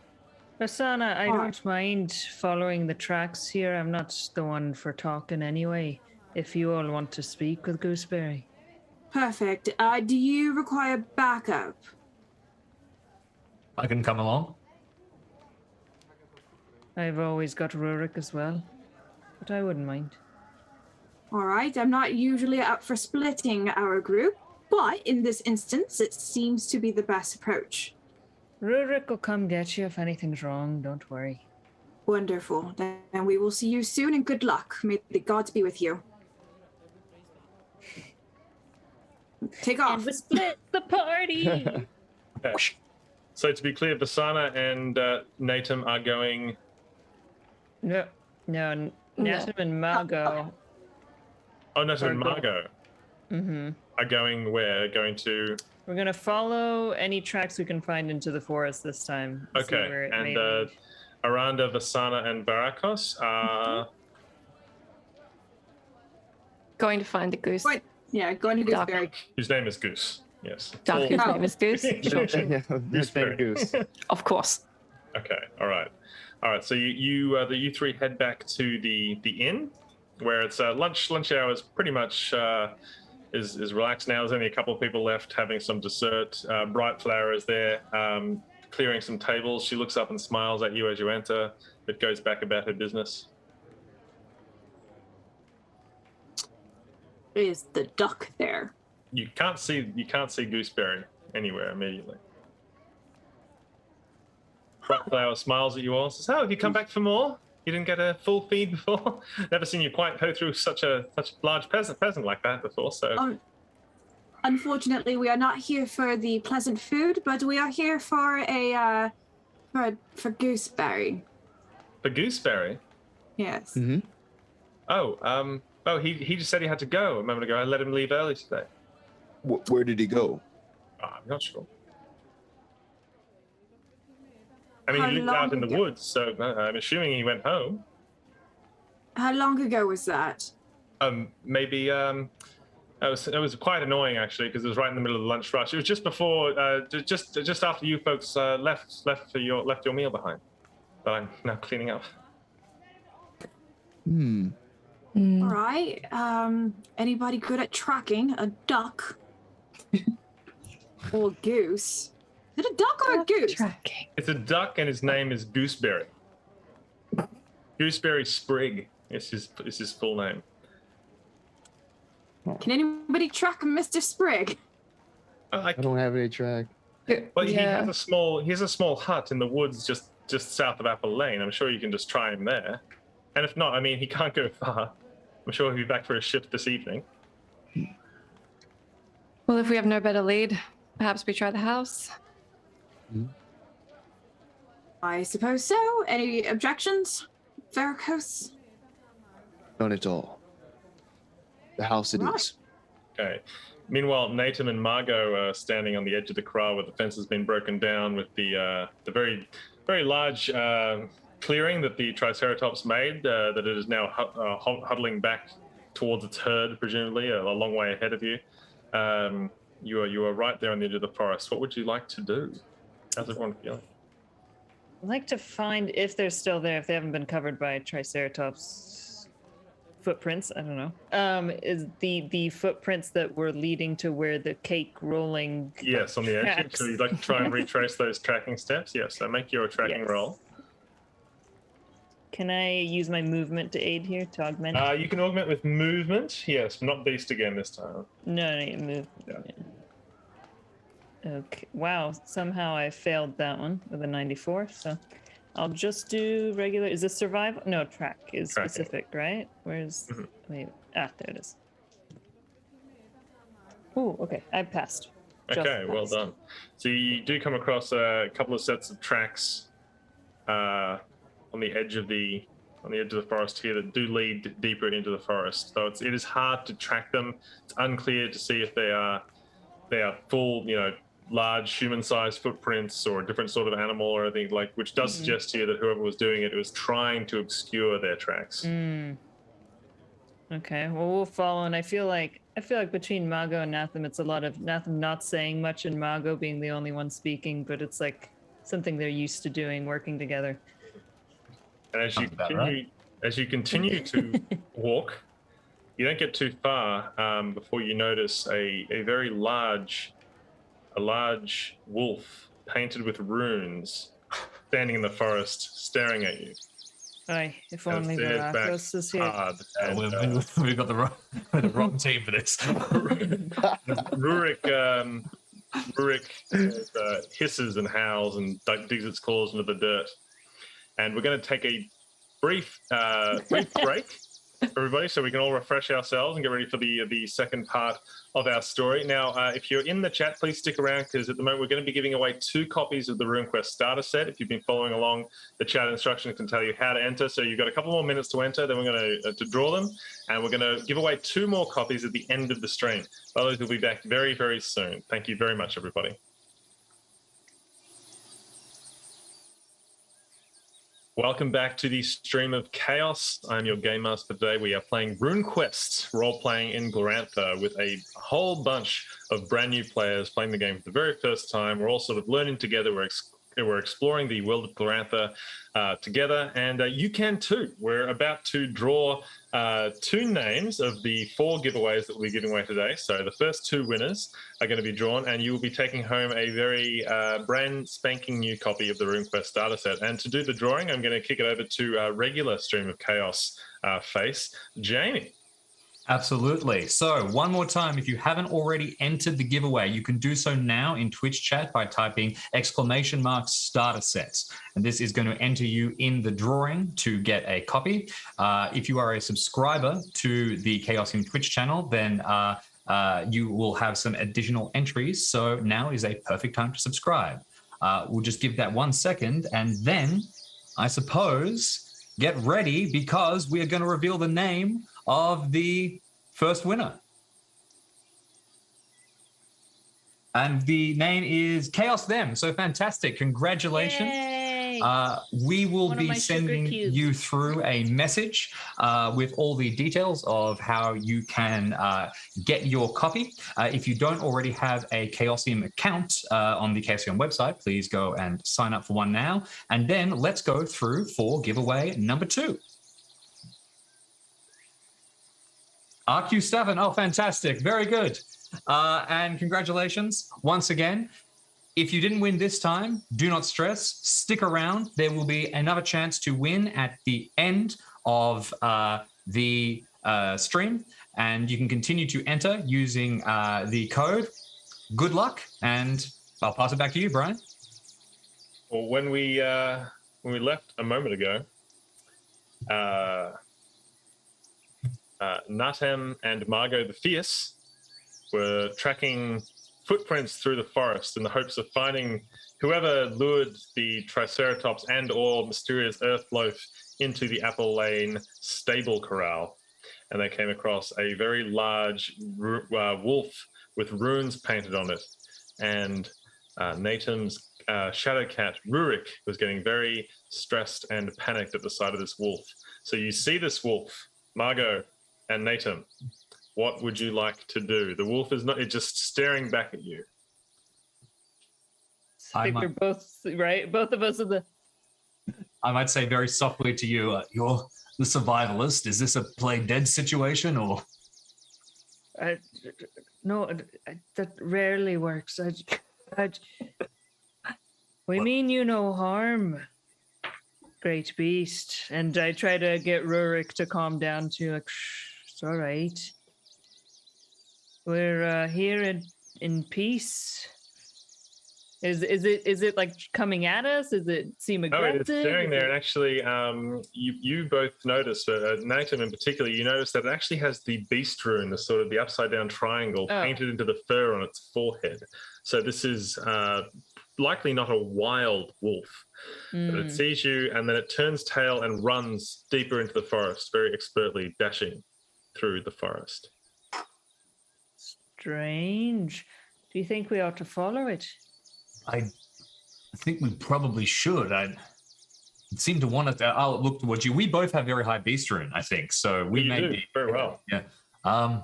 I guess I'll take a brief glance behind me to make sure that we can't see the others gradually approaching. But if not, I think I could send Rurik to let them know, or for them to be able to find us once again. That's a really good idea. Rurik can find me. I'm sure Rurik must be very good at finding me in particular. Oh, yes, right? yes. Okay, you're bonded, you and your companion. There we are. So, right. Rurik, make sure you let the others know where to find us, and I'll send him off. Okay, the shadow cat dashes back towards Apple Lane. Meanwhile, back in Apple Lane, Vasana, Varakos, and Aranda Notchet, just sort of in the courtyard of the Tin Inn, discussing their next steps. Now they're looking for this mysterious culprit, Gooseberry Sprig, the duck, which maybe has some questions to answer. Let's just have another look at the Tin Inn map, if we can get that up there, so we can get an idea of where everybody is at. So, folks, what would you like to do now that you've gathered in the courtyard of the Tin Inn, and you've been told where Gooseberry's hut in the woods is? Well, it seems that we should go investigate where the duck is at. Though I'm a little concerned about Margot and Natham. Yes. I mean, we hate to go without them. We don't know what we'll find there. All right, well, what would you like to do? Should we go back to them since we couldn't find this duck or gooseberry sprig, or go with them? I'm happy to follow your lead, Asana. As you say this, Aranda, that the approaching paw-falls of the big shadow cat dash around the corner, and the cat jumps up, putting its paws like sort of right on your chest of your armor, like then it's looking at your face. This huge sort of mountain lion-sized cat is right up against you, mewling right in your face. It seems like maybe that's a pretty clear message we should get back to our friends. Excellent. Does the cat seem alarmed? Like is it trying to It's trying to gesture. pull us? Okay.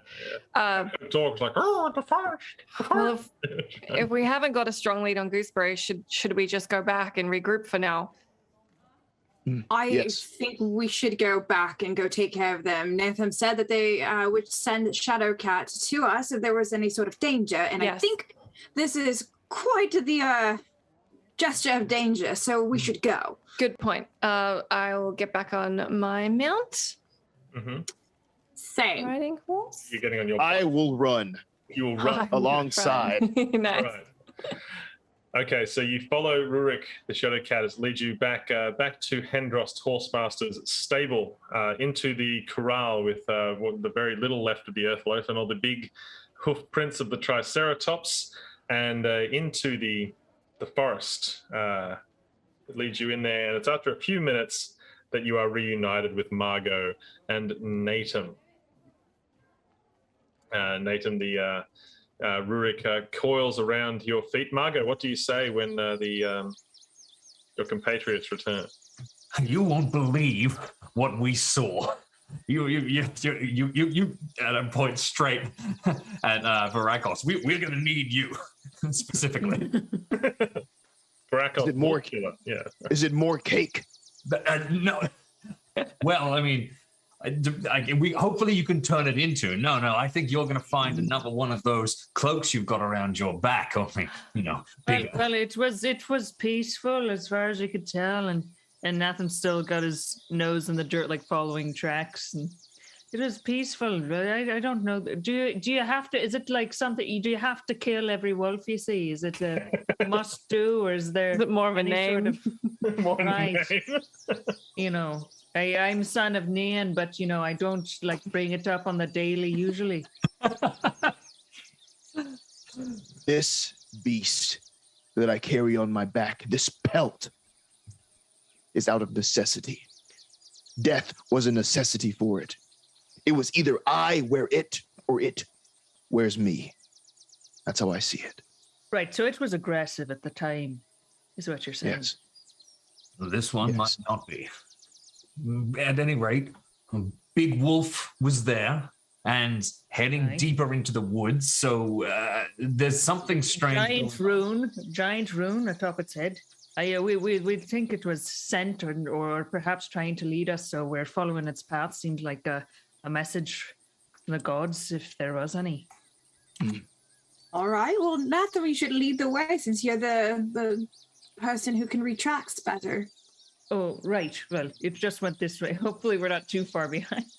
No, you're not too far behind, and you make your way through the woods, following these tracks.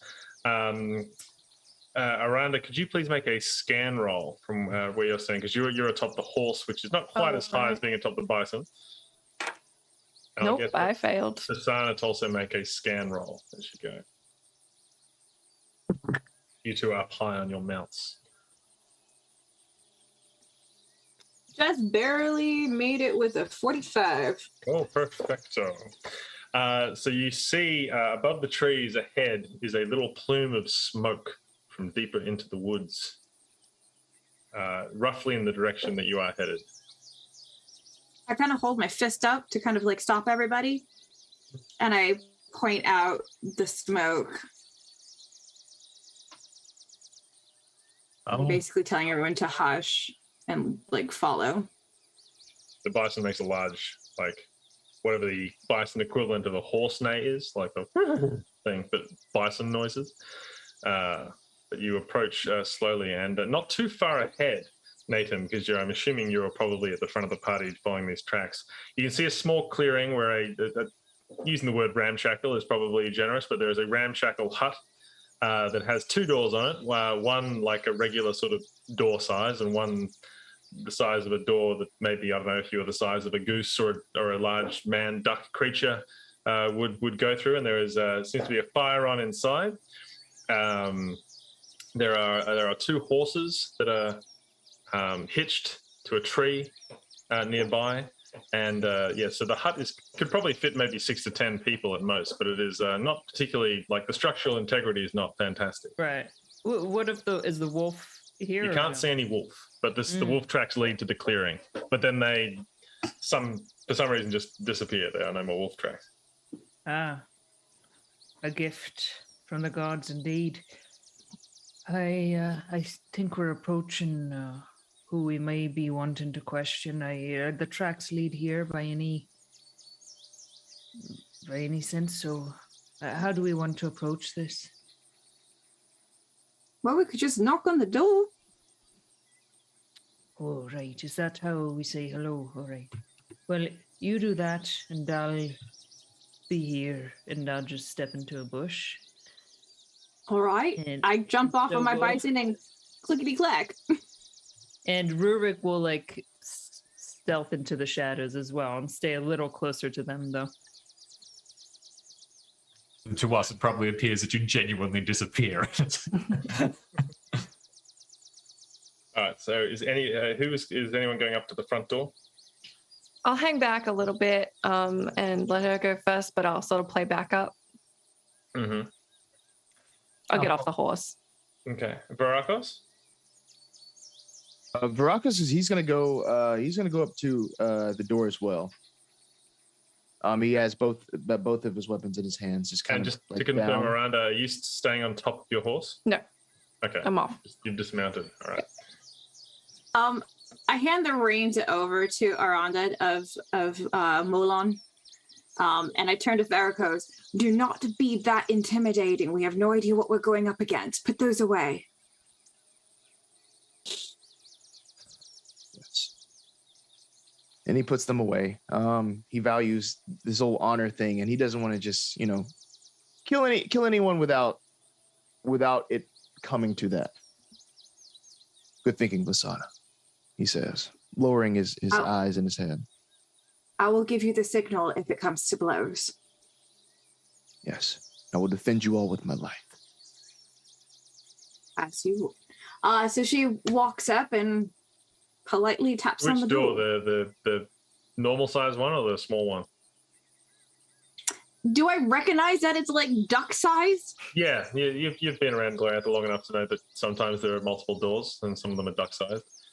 Well, I am small stature, so I'm going to knock on the duck door. Okay, so you crouch down. It is a moment later that you hear like a hushed voice on the inside, like, and you hear some little duck beat and a pause. Then you hear like the duck beat running away.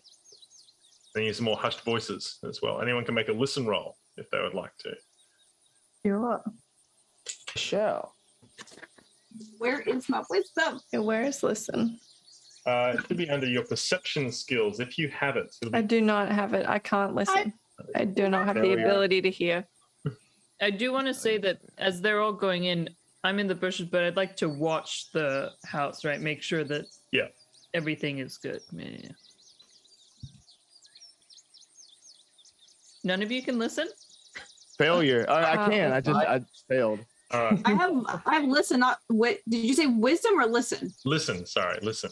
Oh, I have that. I failed mine. Okay. Ooh, I got a 28 Oh, out of 40. Nice. out of 40. So yeah, success. You hear at least two distinct voices, hushed voices on the inside. A couple of moments later, the front door, the little door, opens, and Gooseberry Sprigg stands there, and he's sort of like holding the door like half open. And he looks up and he sees you all there. Hello, what can I do? What are you all doing here? Well, we had a couple of questions for you. Tried to look for you down, and your shift ended, so we were told that you were home. Why are you looking for me? We have questions about perhaps your gaming experience. I'm sure I don't know what you mean. Really? Because the fellow, I'm sorry, what was his name again? The one who owns the corral? Hendrost. Hendros had mentioned that perhaps you might have been a little upset with him. Perhaps a couple of feathers were ruffled there. Well, he turns. Sorry, hold on one sec. No, that's not what happened. Anyway, I'm sort of in the middle of something, so good day. And he closes the door. Did he close the door on my face? Yes. While you were crouched down too to see through the little door. Yeah. You're such a dishonor. Ooh. I'm gonna knock on the door one more time, a little bit more angrily this time. There is no answer, but the large humanoid door does open. And out steps a very tall, broad-shouldered man with a very serious grit face, which is scarred. If we can get up our picture of Desseros, you can open your little picture of Desseros there. He's a big, serious, somewhat intimidating-looking fellow who steps out of the large door. And he's got his hand on the hilt of his sword, and he stares at you all. Says, I'm not sure what you're doing here, but you all best leave now. None of our business concerns you. Oh, but I think it does. See, we've had a very interesting morning that continuously led to here. So if you don't mind, we were trying to interrogate Sir Sprigg here, but he seems to be preoccupied. So I'm going to use intimidation against him. Okay. Please step out of the way. I'm going to ready an arrow where I am, just in wait, Okay. in case anything goes down. All right. Or Yeah, in and- case things seem to not go down, like almost as an intimidation shot if things are like just leading the same way as the Mhm. first one. And Veraco's seeing, like, his hand on his blade. He just says, mind your hand. Looking down at it and making eye contact again, shifting back and forth. Yeah. Yeah, I'm gonna get both hands on my, not pull it up, but both hands on my two-handed axe, Mm-hmm. just in case. Rolled a Margaret? 2 on intimidate. What did you roll? A 2. Very intimidating. Oh my god. And Margot, what were you doing? I'm playing support. I'm probably backed up next to Varakov's kind of looming as well. And then I'm probably now scared of Basana. Okay. All right. So Desros shivers a bit and looks at you. Says, who the hell are you?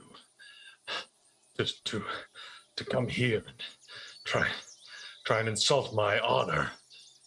You Apple Lane denizens are all the same. The Triceratops should have done away with your whole village, should have wiped your clan off the face of the earth so that my people could have that land back. So it was you who sent the dinosaur. I didn't send the dinosaur. It was convenient. The stupid duck fellow Gooseberry.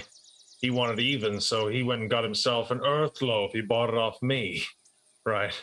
I didn't tell him that if it cracked, I wouldn't just hassle the horses and send his gambling buddy crazy.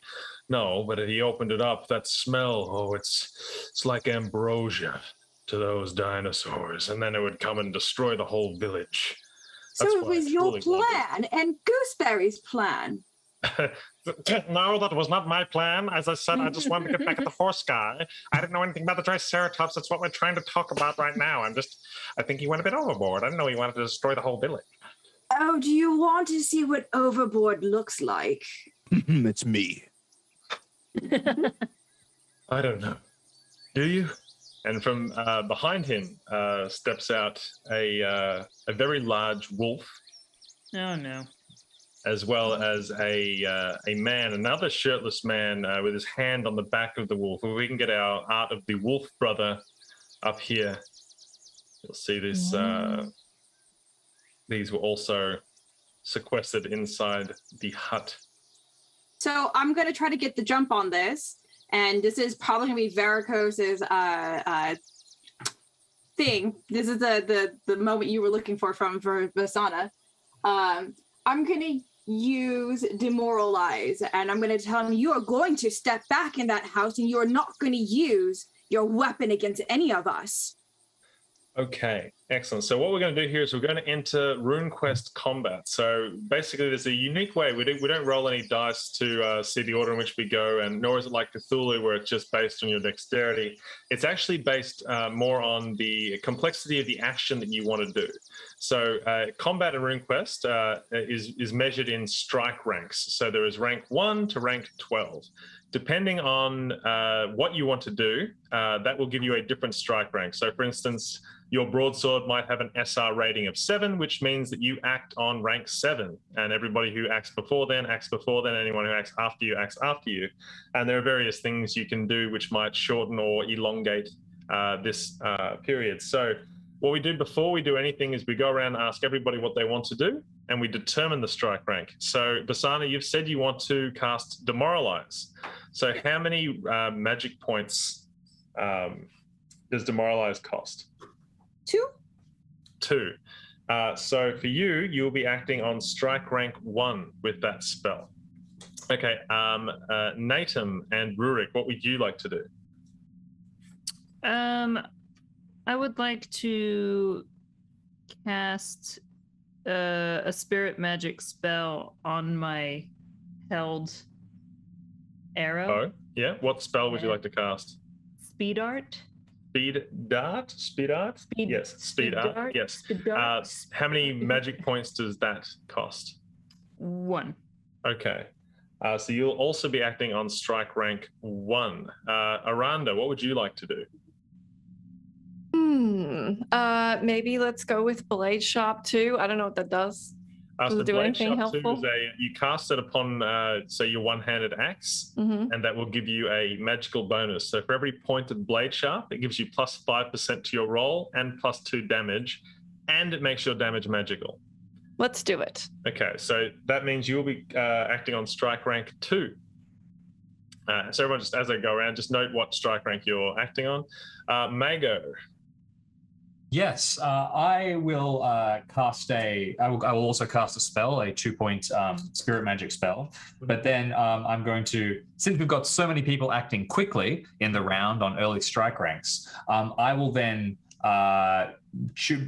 prepare a weapon and make an attack. So I will act on strike rank plus 5 to prepare a new weapon, and to attack I should land on strike rank 12. Okay, so Can we also attack? Does it add? Are we supposed to add our weapon to it as well? So if you want to do an attack as well later in there, that'll act on the later strike rank as well. So I was going to get around to do that. So if you want to shoot, so what is your strike rank? Yeah, for? could I do that? So for the composite bow is 8 points. Okay. So plus the so 1. that will take you up to, and you'll to 9? so you'll be strike rank 9. Okay. Yeah, for that. Speaking of which, Aranda, did you also want to attack with your axe, or do you just want to Yeah. I don't want to stand there. do you have the SR for your? I do. It's a 6. Okay, so that means that you'll be on 8 as well, I believe. Oh, I lied. I read mine wrong. What does S/MR mean? That means you can shoot as many missiles as can be fired in for every 5 strike ranks. So normally, if you weren't doing anything early on, you could probably shoot twice. because basically you can but shoot since I'm multiple times. casting, okay, Yeah. okay. So then, the- what would the strike rank? So it's your dex strike rank is 3, I believe. So it'll be +3. Okay, so then I calculated that wrong. So then it would be 4 then total. Then yes. Yes. And plus, you've already got the weapon prepared, so you don't need to worry about the +5. Yes. Okay. Varakos. I'm going to start off by casting Blade Sharp 2. Mm-hmm. Yeah, so that'll give me plus 5% to hit and plus 1 damage per point to an edged weapon. Mm-hmm. After I do that, I want to attack with my broadsword. Okay. And what's your broadsword's SR? 6. All right. So you'll cast the spell on strike rank 2, and then you'll attack on strike rank 8.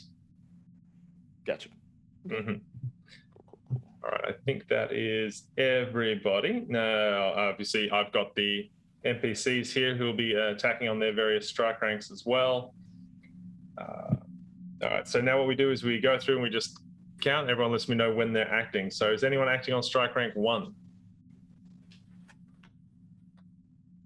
I believe it was Visana casting the Demoralize spell was on strike rank 1. Was that 2? That's 2. Okay, cool. Strike rank 2 then. I think there's quite a few people casting their spells. All right, 2. All right, so let's start with Visana. So you want to cast your power times 5 to cast the spell. And then we need to compare that to Desiros's, because you're casting Demoralize. Was on Desiros or the wolf brother? The man who's in front of me. The guy who's in front of you? Sure. Yeah. The big guy? No problem. All right, so go ahead and make a power times 5 roll. Ooh, okay. Help me out. What am I rolling here? Just my percentile? Yeah, your percentile, and it's the number you're looking for is equal to or lower than your power multiplied by 5. So your power, I think, is 12. Your statistic. 15 on power. Okay. And you said that's times 5? Yeah. You're making me math here on stream. How dare? Oh. Perhaps London could fill in here and ask us. Yeah, London, help me out. Okay. Okay. But what is your power? 15 times 5, y'all. 15 times 5. 25. 75. Thank you. 75. And I rolled a 13 on that. Cool. Roll a 13. Wow. On against 75. Okay, so that's a special success as well. All right, so you've cast the spell, but now because you're casting it against an unwilling target, your innate magical power needs to be stronger than their innate magical power. So we check what is your power statistic? It's 15, correct? Correct. Okay, so we've got to compare that to Desiros's innate power, which is 14 on the resistance table that comes with the starter set. So in order you cast the spell, but in order for it to affect him, you need to roll a 55 or lower on the resistance table. Literally rolled a 7.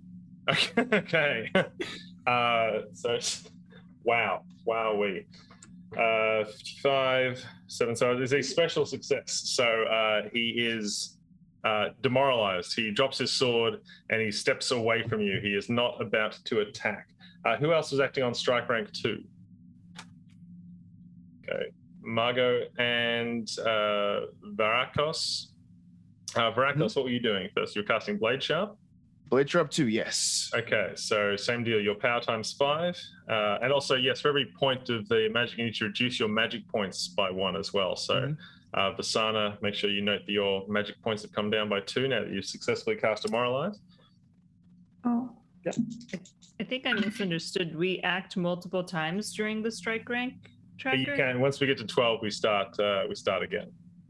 So well, you're going. but you're saying so are we supposed to keep track of like the spell and then separately the attack, or do we go all in one? So they'll attack. Add it Yeah. So together. you'll act. The spell will happen on like say 2, and then your attack Oh, might be okay. on 6. Yeah. Yeah, but because other things could happen in understood. between. Yeah. Okay. How do we go? Failure. Failure. Okay, so because you failed the spell, you couldn't quite draw the power out, but you don't spend the magic points because the spell did not happen. That's okay. Mago, you're on strike rank 2? Yes, I will turn towards my Humakti friend, whom I saw training so hard, and I'll slap him once on the shoulder and say, "Over to you," and cast fanaticism upon him. Okay. And if you will, because I share a death rune with this Humakti, I would like to augment my power with my death rune. You certainly may. So do that first. Okay, that is a special success on the augment. So plus 30. Plus 30, yes. Which will bring my power to 90. Success on the power, which means I will successfully cast fanaticism upon you.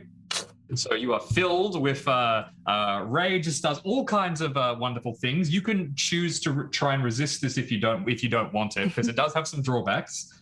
But it will increase your chance to hit by half again.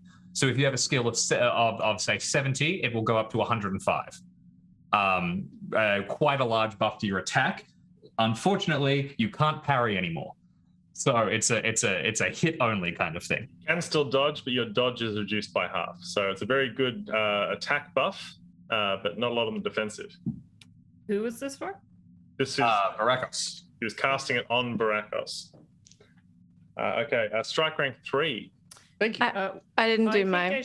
Oh, sorry, you're on 2 as well, Arana? Sorry, pardon me. Go on. It's And I okay. think I should be as well. I just Okay, sure. forgot. You go first. I didn't do my blade shop. Yeah, that was having on 2. How? I don't. I So roll you on roll my. your power times 5. Okay. Yep. That's just a regular success. Yep. So you've got blade sharp 2. Yeah. So the total will be plus 10% to your one-handed axe skill. Okay. So what does that Okay. bring your 110. 110. That's pretty good. 110. Hard to fail that roll, which is good. And Natem, you are casting Speed Dart. Yes, so that's the power roll. Mhm. And as a 13 on a power of 75. So I think that's a special success. And Speed Dart It leaves a buff to your bow. yes, and to the attack chance and damage. That's very good. So plus 15% to your attack and plus 3 damage when next used. Mm-hmm. Which is good. Anyone else on strike rank 2? No? Okay, strike rank 3, anyone?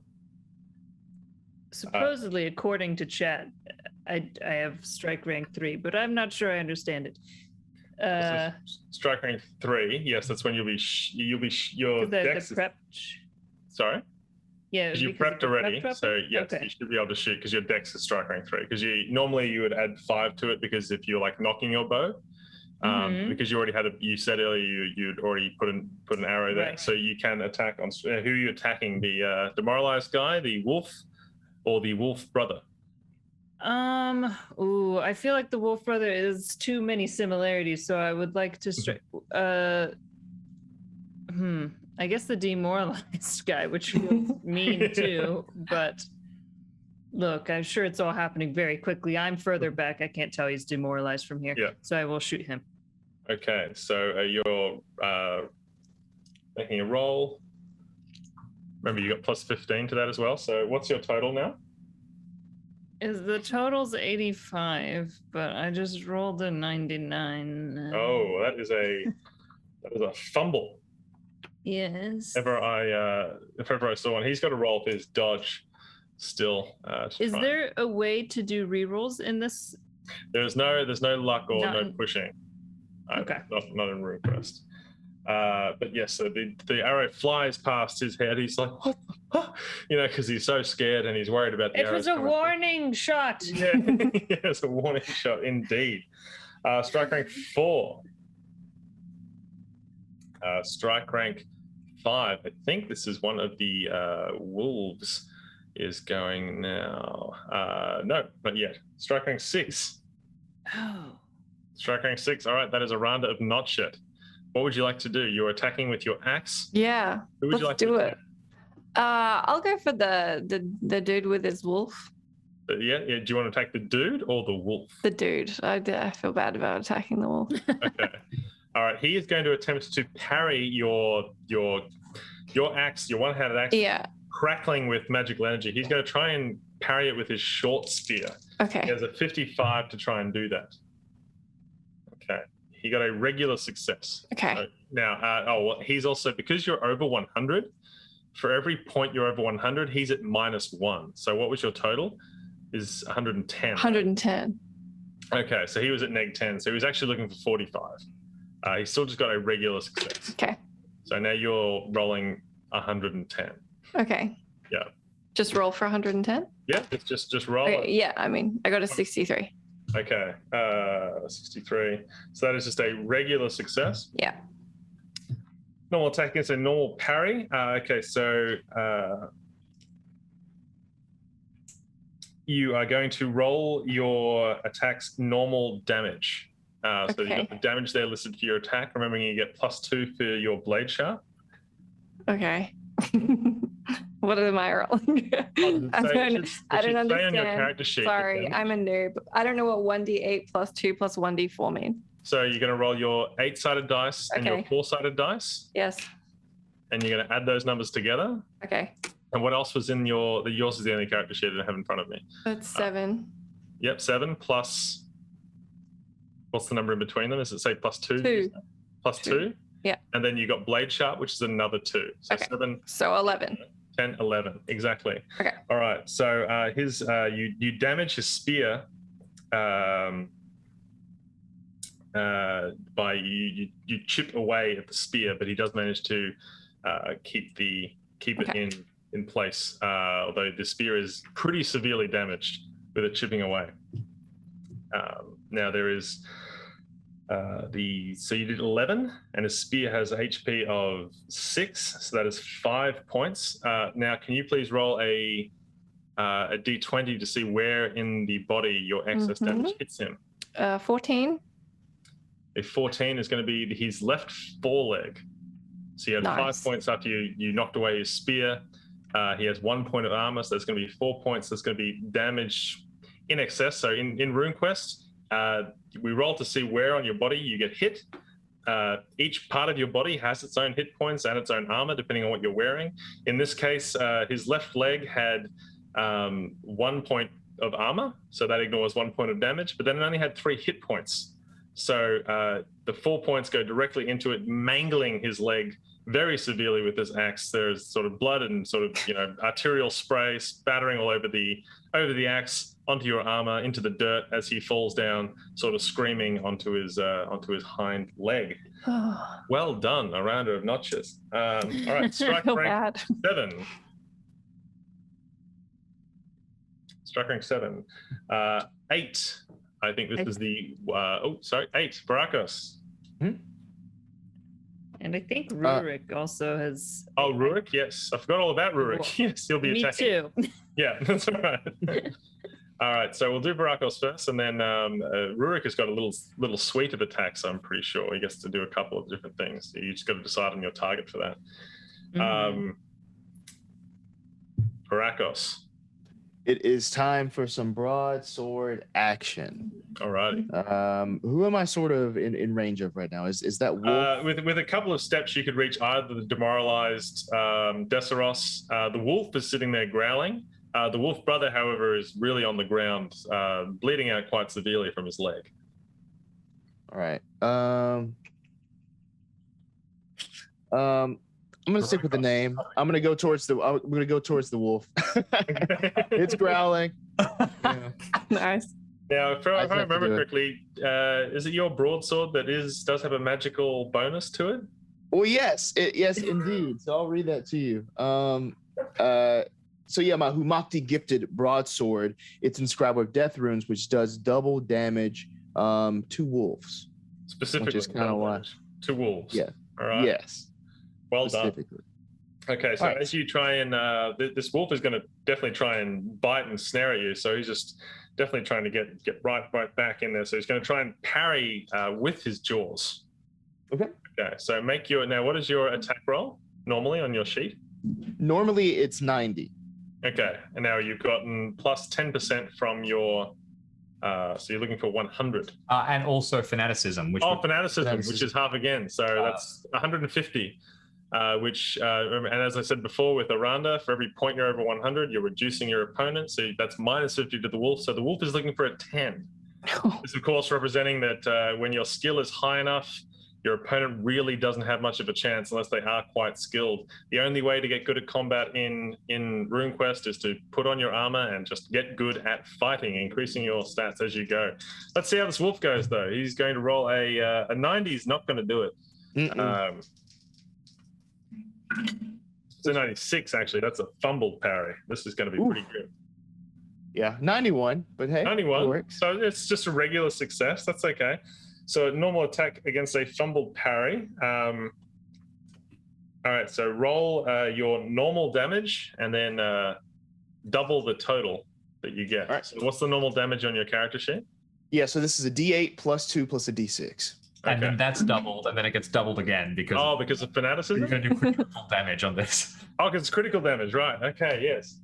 So this is 10 doubled, 20, and then 20 doubled will be 40. Okay, now can you roll a d20 and I'll tell you where on the wolf that you hit it. Okay.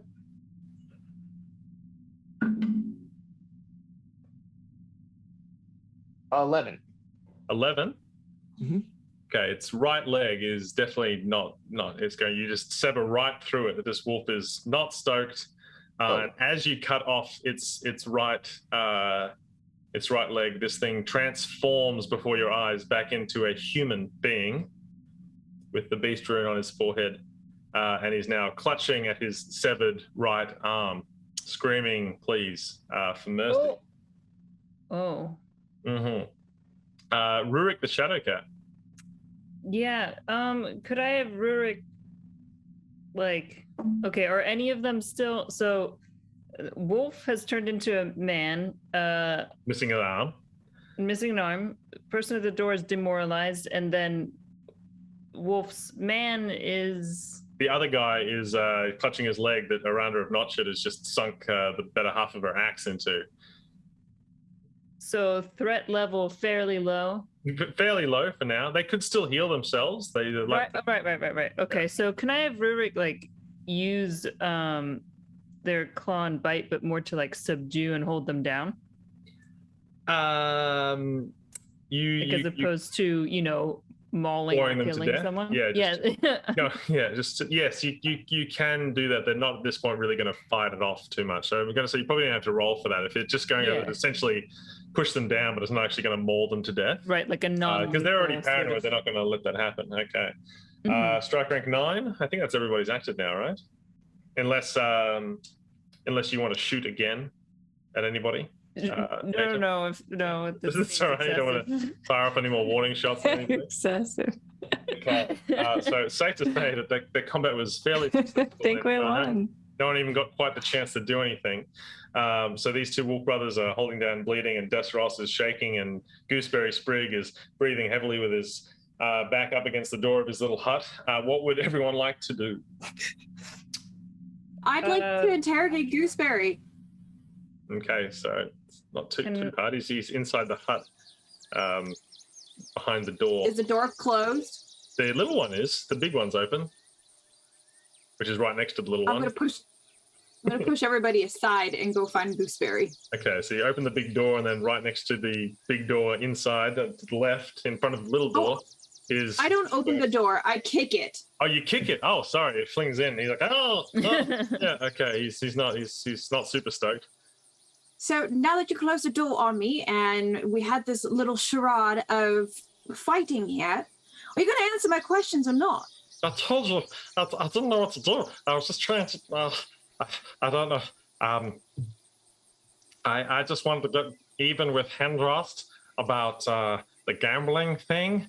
And my friend Desseros from the Orleaving clan, a few miles away, he told me that he could sell me a earth loaf, which would startle his horses, but it turned out that the earth loaf would break open and bring the dinosaurs, and I wasn't expecting it. So I don't know if I did anything wrong, really. This is not how you solve your problems. You do not summon a dinosaur to take over somebody's property. I didn't mean to do that. I just thought the little weird singing earth loaf would have upset the horses, and it did, and it was great. But then you guys came and got rid of it like really quick, like in 10 minutes. So I don't know. You should be angry at the guy who wanted to destroy the village, I think. Desros is like still pretty demoralized, but is just a bit stressed, and he's looking down at his two friends, the wolf brothers, who are bleeding out on the ground. I'd like to bend down and be healing them. Yes, you can do it. And You've got the attempt to spirit magic heal. spell. Yes, I have heal, and I say, take this as a message from your gods. All right. This is not the right move. Okay, so the one with the axe wound in his leg, you will be able to heal. Okay. The severed arm, however, that's going to require some pretty powerful magic, like a rune magic spell. Sure, it can at least if help anyone has staunch the bleeding, and like at least just aid. Oh, yeah, so he however I won't can. bleed to death. You can do that. You just won't be able to replace his arm. Yeah, cool. It's fair. Yeah. I'm happy to burn a rune point to cast Heal Wound just to save their life. Okay, as well. So to restore his limb. I don't think that Heal Wound will fully restore the limb, but it might stop him dying. Which you Does know- heal? Yeah. Does heal Yeah. 1 do anything, or is it the same as heal wound? I think that's what I'm doing. That's the is same. the Okay, So cool. heal one, so maybe Aranda and Nathan might have to use their regular spirit magic heal on the guy with yeah, the you- wound in his leg. Okay, We can use regular. it multiple Yeah. times. I- I have heal too. Oh, Okay. more heal. Like the number 2, not 2. Yeah. Yeah. Heal Heal as well. two, As The well. sequel. Also, Yeah, so you shouldn't need more than 2. So I think between Aranda and Nathan, they can heal the leg of the other guy. And then Margot is going to call upon the power of Stormbull, channel the true power of the rune magic to fully heal his arm. So long as the god hears your call as well. So Aranda and Nathan, you just have to make a regular power times 5 roll while you lay your hands on the leg of this guy. If you would like to regular try and... success. Oh, Oh, you both Yes. roll? Yeah. can I augment it with thy loyalty to the Shaker Temple as part of first aid and caring? You certainly may if you want that. Aranda, you got a regular success, did you? Mhm. Yeah, so you heal 1 point. It begins to, you watch as this sinewy muscle begins to stitch itself up after you had also separated it not long Oops. ago. Yeah. My bad. Alright. Just a regular success on the magic. Yep. So that's okay. So another 1. So he's pretty much good to go. Now, Margot, you are using a rune point to cast the rune spell. So with all rune magic, all the rune spells have a rune associated with them. Can you look on your sheet and tell me which of the runes are associated with the spell for you? I think it's a common rune spell, so you can choose any of your runes, believe, right? Absolutely. So given that, I think that this will probably be channeling the air rune. Okay. All right. So you can. So it means you're going to roll against your air rune and spend a rune point to try and cast this rune magic spell. Fantastic. I don't think any of my passions particularly relate to this. I'm just sort of trying to be helpful. And that is a fail. Okay, well, sometimes, so the Great Lord Stormbull, he heard your call, and he looked upon this guy who did not seem to fight with honor or act with honor, and refused to grant you the power to heal him. He's going to continue to bleed out. But, he's a giant bull who lives in the sky. Sometimes that's the way things go. That's the way. At least Yes. You don't lose your rune. staunch it, right? Yeah, so Vasana could probably staunch it with her heel too. But yes, it's not going to be great. If she wants, or she can just let him bleed out, one or the other. Desseros is looking at Aranda and Barakos and shaking his head. He's like, I just wanted to. I'm sorry. You'll never hear from me again if you just let us go. Barakos has completely laid down his arms as like a big show of he heard mercy, so he's, being honorable in the situation and completely disarming himself. Yeah, Aranda's honorable too, so she'll lay down her axe and just sort of gesture that she's in agreement with what the dude just said. Okay. He then moves to get on his horse unless anyone stops him. Considering that, Varakos and Anada were the ones who sort of brought down a lot of these folk, I think that they get the call. Okay. Vasana, this guy's marching towards his horse. Yeah, I mean, I would like to have Gooseberry in the hand Yeah, somehow. by the legs or by the scruff of his duck neck or what? By the legs. Okay, upside down. He humiliated me by shutting the door on my face, so right back at you. And I'm going to call out to the man on the horse. Not quite yet. We still have a school to settle here. What? He's on the horse. He's like, what more do you want from me? Oh, we're going to have some good communication classes right now. I want to get everybody together to talk about this problem that they have like summoned things just over a gambling stint. Look, my clan, your leaving clan, generations ago, we had this land. And then Apple Lane came along, and your clan built it here, and I just thought it would do honor to my ancestors to try and take it back. I thought when Gooseberry came to me and asked if there was some way I could help him humiliate his gambling friend, I thought it would be a interesting double punch to trick him into using an earth loaf, which would notoriously the scent summons Triceratops, and then I thought maybe it would stomp down your village.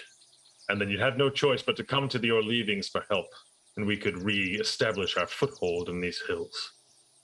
I'm sorry, I've acted not with honor. There are better diplomatic ways to deal with such things. That is the harsh lesson we've learned today. He gestures to his friends, one of which has lost an arm, and the other one is not having the best time.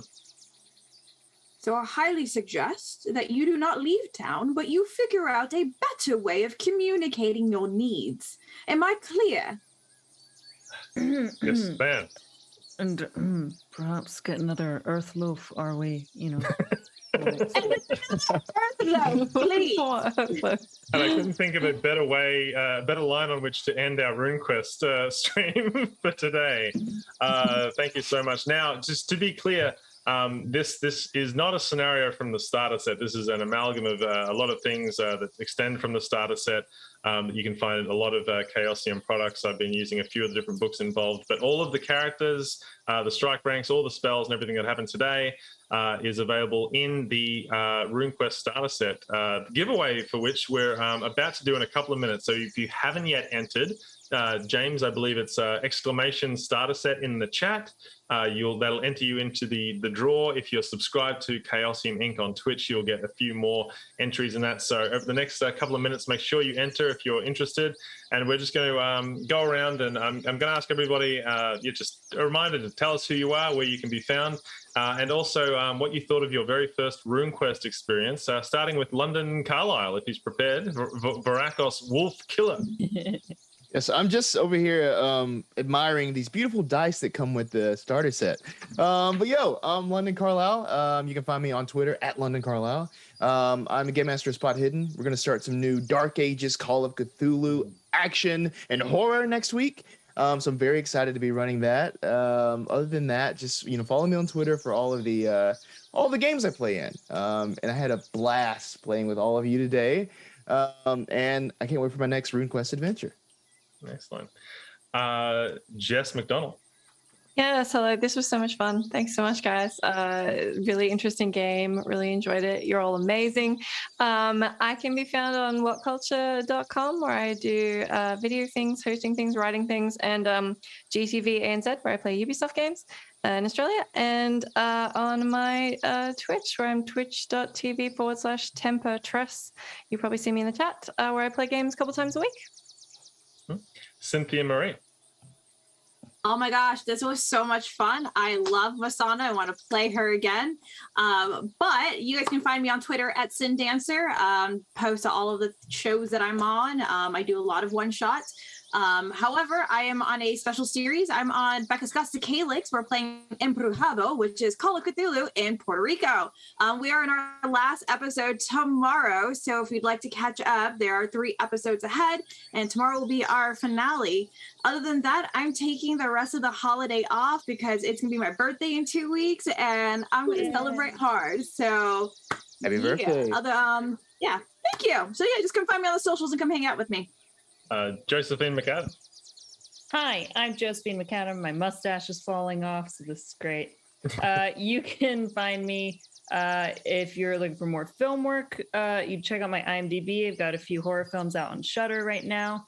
Otherwise, you can find me in tabletop games. Game going on right now is Battle for Beyond on D&D Beyond's YouTube every Friday with great cast. You can check out past seasons of LA by Night that I did with Cynthia. It's all on YouTube as well. And otherwise, just following at JCVIM on socials, Instagram, Twitter, what have you. And I had a lot of fun playing moody, quiet, silent boy Netham. And I want to learn more. I like the skill sets and the augmentation. And even if I didn't get it, that there's this like math part of me. I like math a lot, but really wants to figure out the strike ranks and like how much you can pack in there and what you can do and gaming. There's a lot. You can definitely, yeah, definitely munchkin it with all your spell buffs and everything and get pretty deadly. Yeah, and just like I think London's character Varakos with the spell buff. I'd just like to point out that all these characters are just freshly generated. They don't have any extra experience rolls or anything like that. So you can be very specialized and feel very powerful right from the get-go with this game. But that said, remember, I did mention hit locations. We got to experience a bit of it. The flip side of that is, a farmer fighting with a pitchfork can still get lucky and hit you in the head. And doesn't matter how powerful you are, if they knock a few hit points off your face, your character will die. If they need some, if they don't get healing, they're down. So RuneQuest is one of the very few games where I've had a party of characters who have been accosted on the road by some highwaymen, like stand and deliver, and then the characters have actually looked to each other and been like, well, how much do they want? Like, we don't know, is it worth getting into a fight over this kind of thing? So it makes every role very exciting and deadly. And not to be rude, but we have our regular Stream of Chaos face, James, right here. Where else can we find you, James? He asks leadingly. That's right. Well, check out the Stream of Chaos, 3 p.m. Pacific time on Fridays. We will be there streaming Call of Cthulhu with the rest of the Chaosium stream team. We are currently going through a Time to Harvest where all kinds of exciting things are happening. So check that out. Mm-hmm. All right. Now we have the very, very last of our giveaways. So if everybody is now... you've got about 10 seconds left to enter if you have not already. And then, James, I'll get you to call out the last two winners of a copy of the RuneQuest starter set. Absolutely. So the last two winners of the starter set coming up. First up, we have Steve_Honedel. Congratulations. We'll be sending you through a message. And remember, if you haven't already got a Chaosium account on chaosium.com, sign up for one so that we can let you know how to get a hold of your PDF copy or physical copy. And the second one is Cheesecakes Guy. Fantastic. Congratulations. Very cool. A kindred spirit, if ever there was one. All right, so thank you so much for tuning in. Please check out all of our wonderful cast members on their various shows and on their various socials.